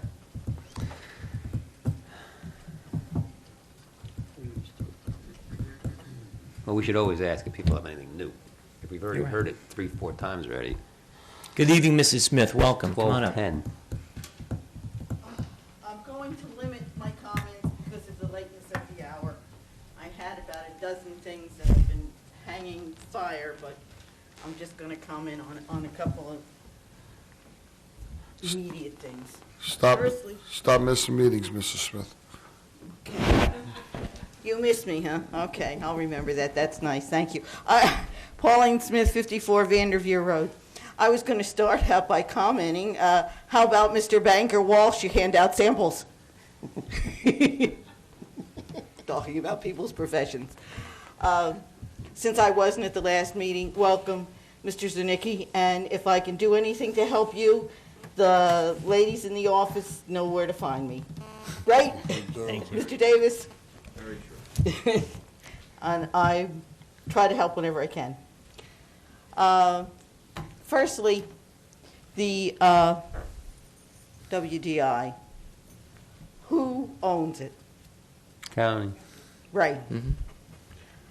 Why are we paying for any kind of study, and how much is that study going to cost us? What was it, 5,000? It was a minimal Now, amount. My suggestion is that if we're going to do anything, why the heck can't we give them back in some way, legally or whatever? I think it would be worth an investment. The payments that we pay for the water cleaning. Sewage treatment. Right, that goes to the sewer. Well, very Right. honestly, Pauline, that's one of the motivations for trying to make that different than what it is now, because it's a deficit to the town. It's costing us money. So if we can make it a revenue producer, that's a huge win. Some of us opposed that when it was done because we knew it would end up here. We weren't really getting rid of it. It was a well-intended, but it didn't work. And at the time, we said that it wouldn't. Leave it alone because they're never going to clean it up. We had the 3-party consent order that said that if anybody did anything, they would have to clean it, do all the work, whatever, and nobody could do it. It wasn't worth the money. So we were more secure then, and they were paying for it. But as long as it's... Now, Pete, would you please, and I know it's late, and I'm not going to get into other things, so would you just please explain what you meant by making it a paying proposition? Isn't that what you I understood you to say? No, I won't go into great deal, but basically No. there's 77 acres there that were Right. part of the landfill. Are you talking They're- about recovery of Recovering all the energy? debris and then having it taken away and produce energy elsewhere, and people pay I for the understand debris. that. But I think you'll find in those studies, because when I was on council and on different committees, it's a mess out there. Have you ever walked it? I've seen it. It's terrible. And from what we understand from the studies, Stanley studies, not Stanley's, but I've read quite a few of them. I'd be very surprised. I'm just wondering if there's some way we can get out of our agreement with the county. The county gets the property, we pay the bill. That's what I'm wondering. If going through this research, all the reports and everything, if there shouldn't be some legalities that go along with it. Am I being too plain in my speaking? No. Okay? That maybe, I think we'd be far ahead of the game if we just got out of paying for it and let them have it lock, stock, and barrel. Be less complicated. That would be nice. Certainly would be, okay. Is there some way that, Well, I think along when we with get this? I think when we get the due diligence of Her report. everything that tells us about what happened, where has it been, What we can updated do. issues, what we can do, what we can't do, we'll certainly take that under advisement as one of the possible recourses to at least stop the bleeding from a financial perspective. And it's a good observation. It's a and safe certainly. place to come from. That way, we're not gambling. What we're gambling is the expectation of getting out of it, and I think that's worth some taxpayer dollars. And if that were successful, we don't have to gamble more for recovery and cleanup and whatever. It's a safe place to be, and I'd appreciate it if. We'll And I certainly think I'm look at that. speaking for a lot of people's attitude. That would be yours too, not gambling on recovery. Just get out of it. Okay. Thank you, Mrs. Smith. Have a Good good night. night, everybody. Have a good night. Joseph Burlett. Mr. Burlett. Thank you for your patience, sir. Waited all this Welcome. time. If you just make yourself comfortable and give us your name and your address for the record, please. Yes, my name is Joseph Burlett. I reside at 828 Adelphia Road in Adelphia. My only question was, with the intersection of Howell Road and Adelphia Road, is there any way to improve the lighting at that intersection? I'm 2 houses down from the corner, and all night long, all you hear is screeching because people miss that turn. And there's been a couple accidents there too, because people miss that turn. I'm not sure if there's adequate lighting there or not. Yeah, I make that turn You all know, the time. in addition to the lighting issue, the sight triangles don't seem to be right there. When you're coming out, you have to look to the left or right. There's Maybe you can ask the traffic safety division to look at that. Yeah, why don't we do that, if they could perhaps give us an analysis, even of the incidents that have been there, and is there something that we can do from a traffic perspective? Maybe, several residents have observed to me that a blinking light that would be right there could be, at least visually, someone would have a way to measure how far they are before they need to make, apparently, depending which direction they're coming from. In your case, heading out of the Adelphia section, making the left onto Howell Road. At least there's something visual, because it's dark at 10 o'clock at night. You can drive right by it. The next thing you know, you're I used to have the quickly Hascap turning Farm. right It was, there. here's the building, okay. Right. All of a sudden, it's on you. It's on you. All right, so we'll have the traffic safety look into that. Thank you. Okay, thank you. Thanks for coming out. Mr. Estevez, Mr. Christopher Estevez, you still here, sir? Mr. Estevez, okay, he's gone. He wanted to ask about the league 8A6. ordinance coming up next, on the 21st. Okay. The field usage fees. Ms. Dixell, you're next. You are the last person of the evening. Welcome.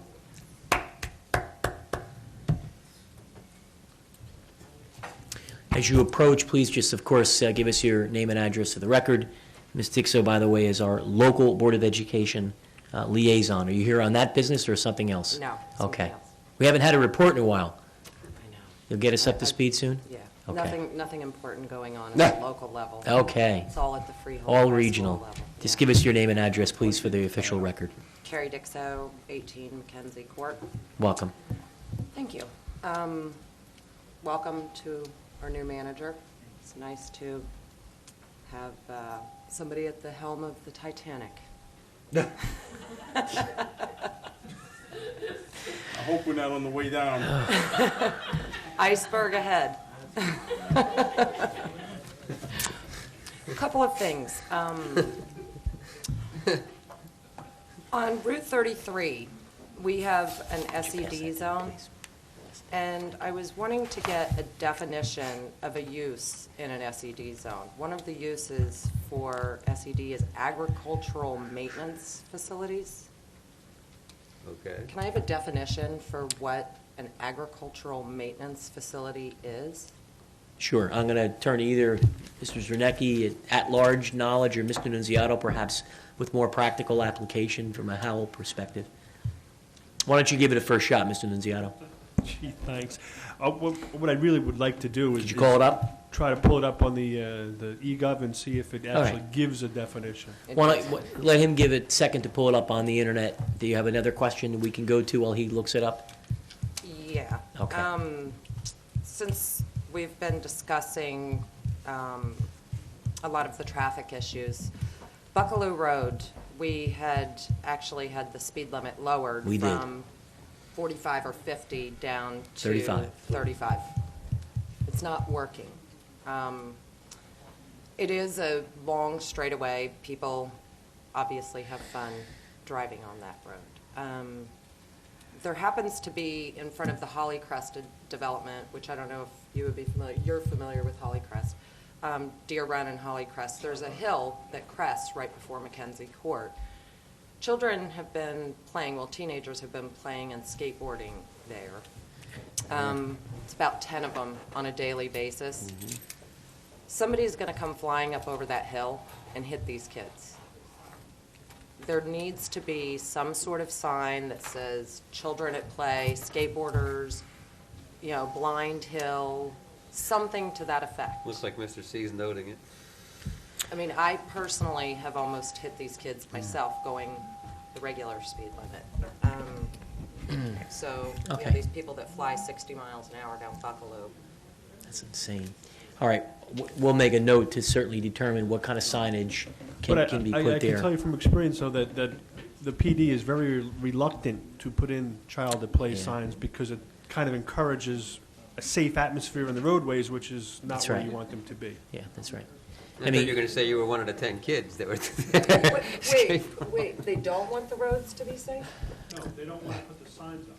The Why? concern, Ms. Dixon, is that when the sign goes up, that it False sense of creates a security. behavioral sense of security that I've got this sign here and that now things are better.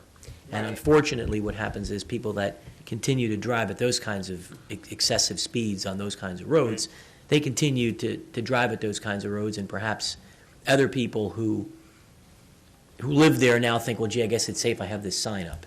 Right. And I think that's been the historical concern that the police have.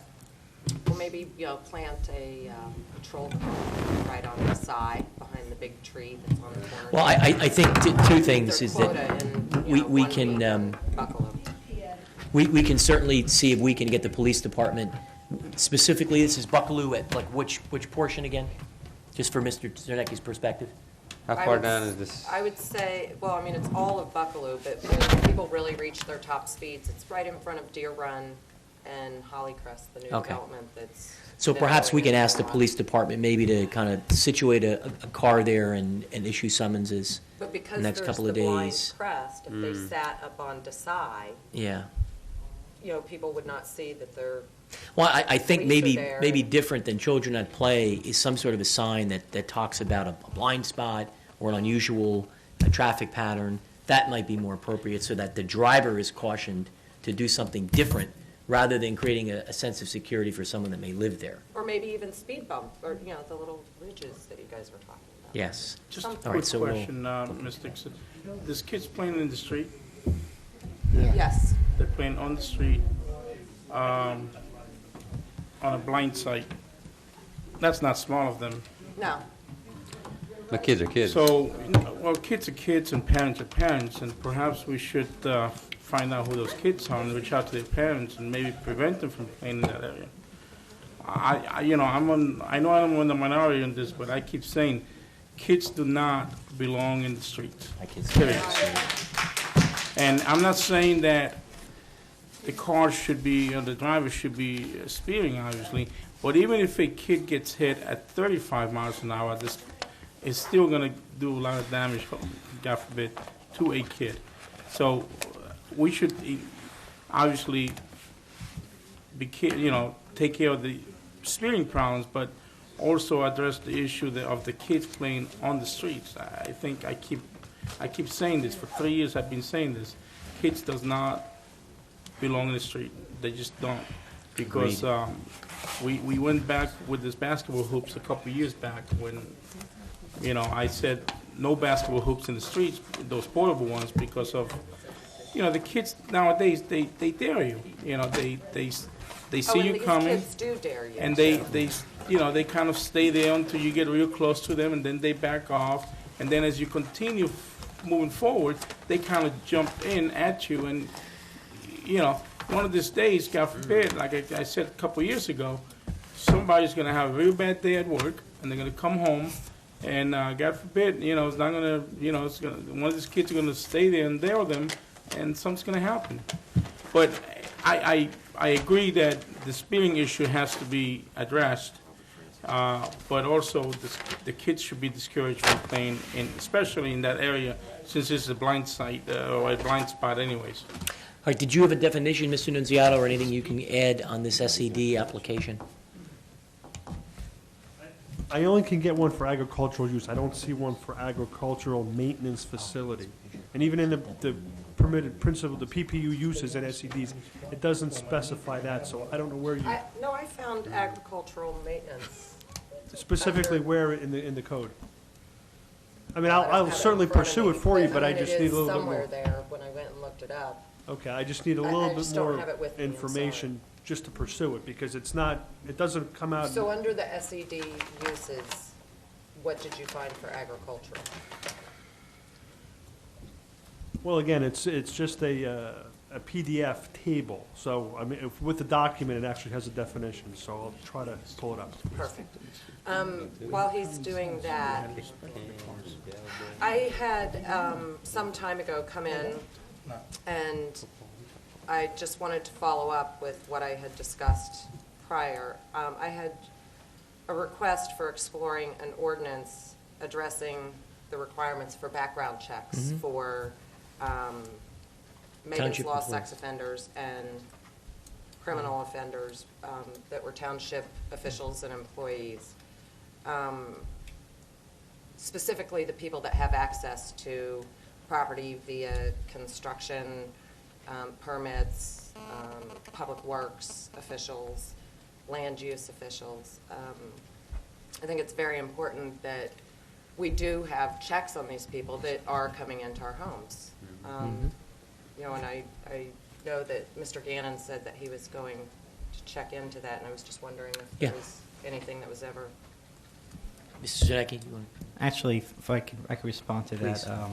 I don't know if I had sent a memo out. I don't know if it got to you yet, but it's one of the first things I looked at, and I had directed the human resources employee, after speaking with the labor attorney, to indicate that we will be conducting background checks on all employees. Those employees that deal with children and law enforcement already get extensive screenings and fingerprint checks, but this is going to be a basic criminal background check on all potential hires, and it's going to be made clear up front. And it's actually one of the first things I looked at when I started. Fantastic. That is just great. And is that also going to encompass the current employees that are working in the town? Or is it only new hires? That decision just is going to affect new hires. So we could potentially have a Megan's Law sex offender amongst us.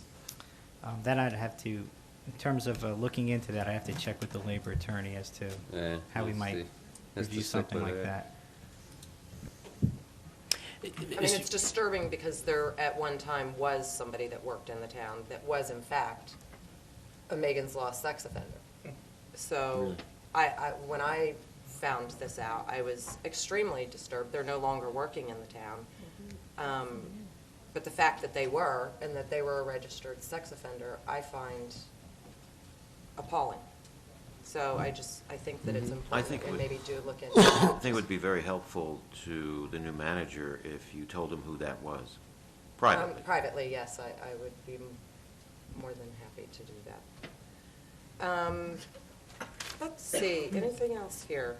Oh, the light on 524 on Fairfield Ave. The original site plan when they were building Adelphia School, Fairfield Ave. Okay, yes, I'm sorry, I didn't get my bearings. Yep. Fairfield The Road. original site so I'm thinking- plan included a traffic light. And one actually is going in.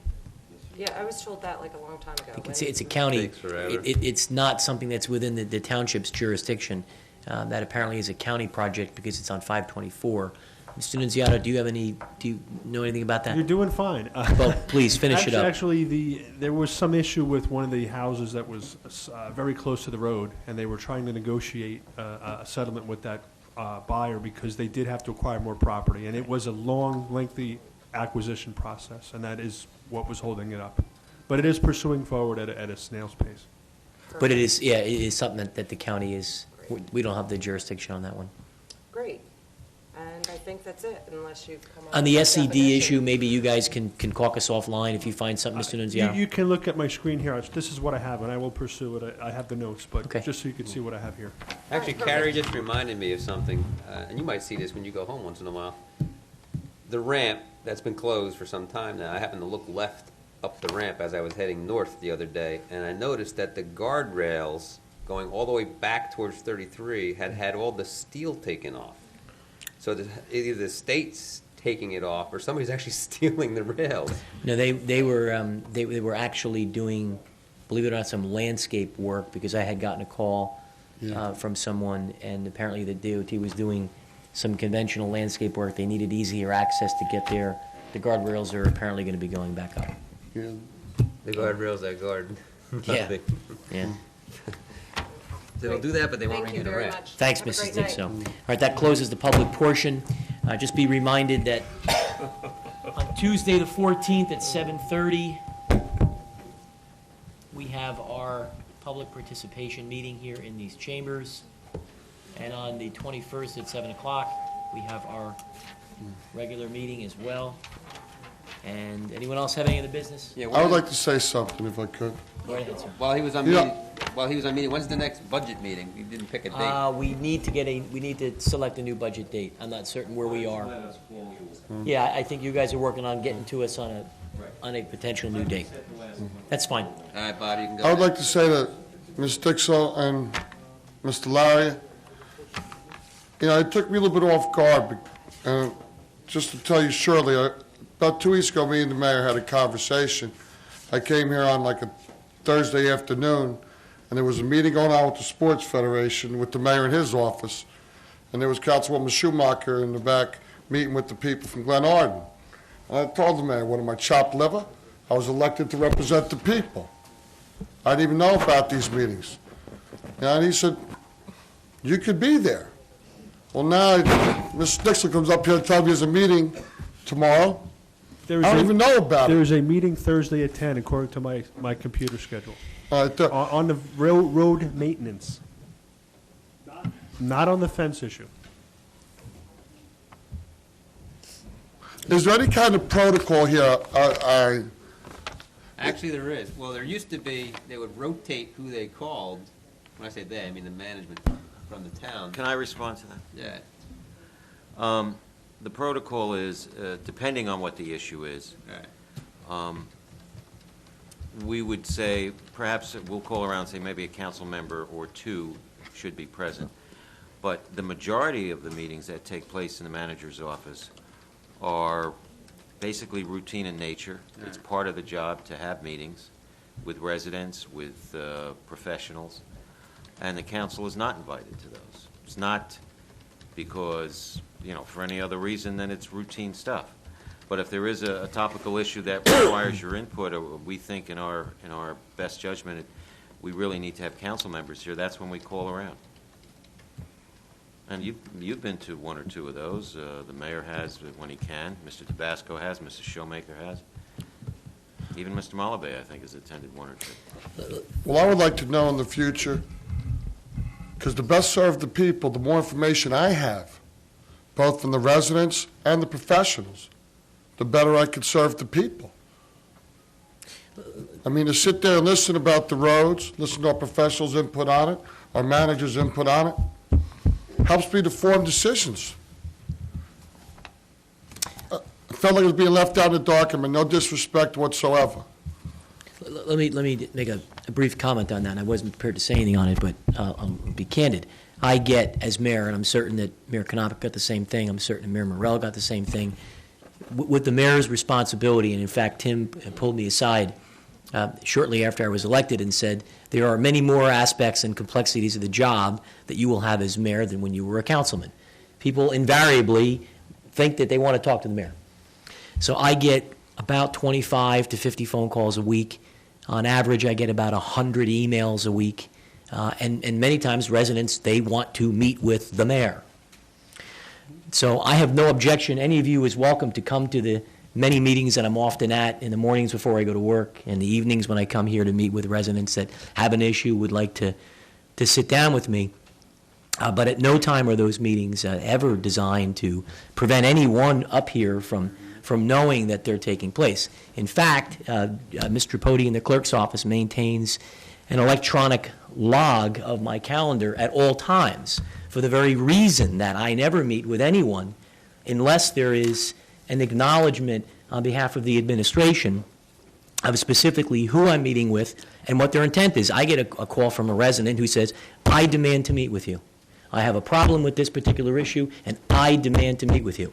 And I am as accommodating as I can to meet with those residents. And sometimes I show up at my office and there's 8 people there. And we come in and we sit down and we talk about whatever their issue or their concern is. In fact, Mr. Coffey's presentation here tonight comes by way of him contacting me personally, expressing some concerns. I met with him right here in these chambers before the last council meeting and said, what you are looking to do falls outside of what I can do as a single individual. I think it needs to get brought back to the full governing body. You're welcome to come with me on Wednesday the 26th to the Eagle Scout ceremony. You're welcome to come with me to any number of these events. I keep a very public calendar, and not that I'm taking issue with it, but I don't want there to be an appearance that there are meetings taking place in which some people aren't aware of them or some people have not been invited to them. There is a certain level of additional responsibility that comes with being the mayor, where you need to be more accessible and more available to people. And quite frankly, they call and they want to meet with me. I'm going to meet with them because one of my responsibilities is to be as accessible and open to them as they can. I know that Mayor Knoppert did it. I know that Mayor Morrell did it, and I'm going to continue to do it. And at any given point in time, I encourage any one of you, Mrs. Showmaker included, usually on a Friday afternoon, Mr. Pody and I communicate over the telephone, and she will give me my calendar of events that are coming up for the forthcoming week in terms of where do I need to be, what functions do I need to be at. The Chamber of Commerce wants you to come and talk. So there is never a meeting in which I'm not reporting back to you in the event that it requires our action. In many applications, it is a single residence issue. They have a problem with a neighbor, they don't know what to do. I meet with them, I listen to their concerns, and then I bring it back to the manager. And then I would expect as a normal course that the manager would engage and do those kinds of things. But there are going to be meetings that need to take place to keep the progress in the business of the municipality going. If we rely on doing all of those here in these functions, I think the business of the people would cease to continue to operate. We're going to need to operate in the best way we can, and there's going to be times when they don't need us to be in the meetings when they're working out granular detail, but by golly, we better make certain that things get brought back to us if they involve policy. You know, if there's going to be a meeting on a particular detention basin problem, or there's a flooding issue in a certain neighborhood, and Mr. Nunziato and Mr. C and Mr. Davis sit at the meeting, they have to come back to us. But I just want to clear the air that there aren't any meetings taking place where some people know about them and other people don't know about them, and some people are in the know and other people aren't in the know. because I'd be more than happy to offload many of the meetings that I am involved in going to. Oftentimes, many more nights than Tuesdays, so. Does that satisfy your concern? Yes, it does, Mayor. Thank you. All right. Someone said no. I didn't hear that. Okay. Anything else? All right, motion to adjourn? So moved. Have a good night. All those in favor, obviously, aye. Good night, everybody.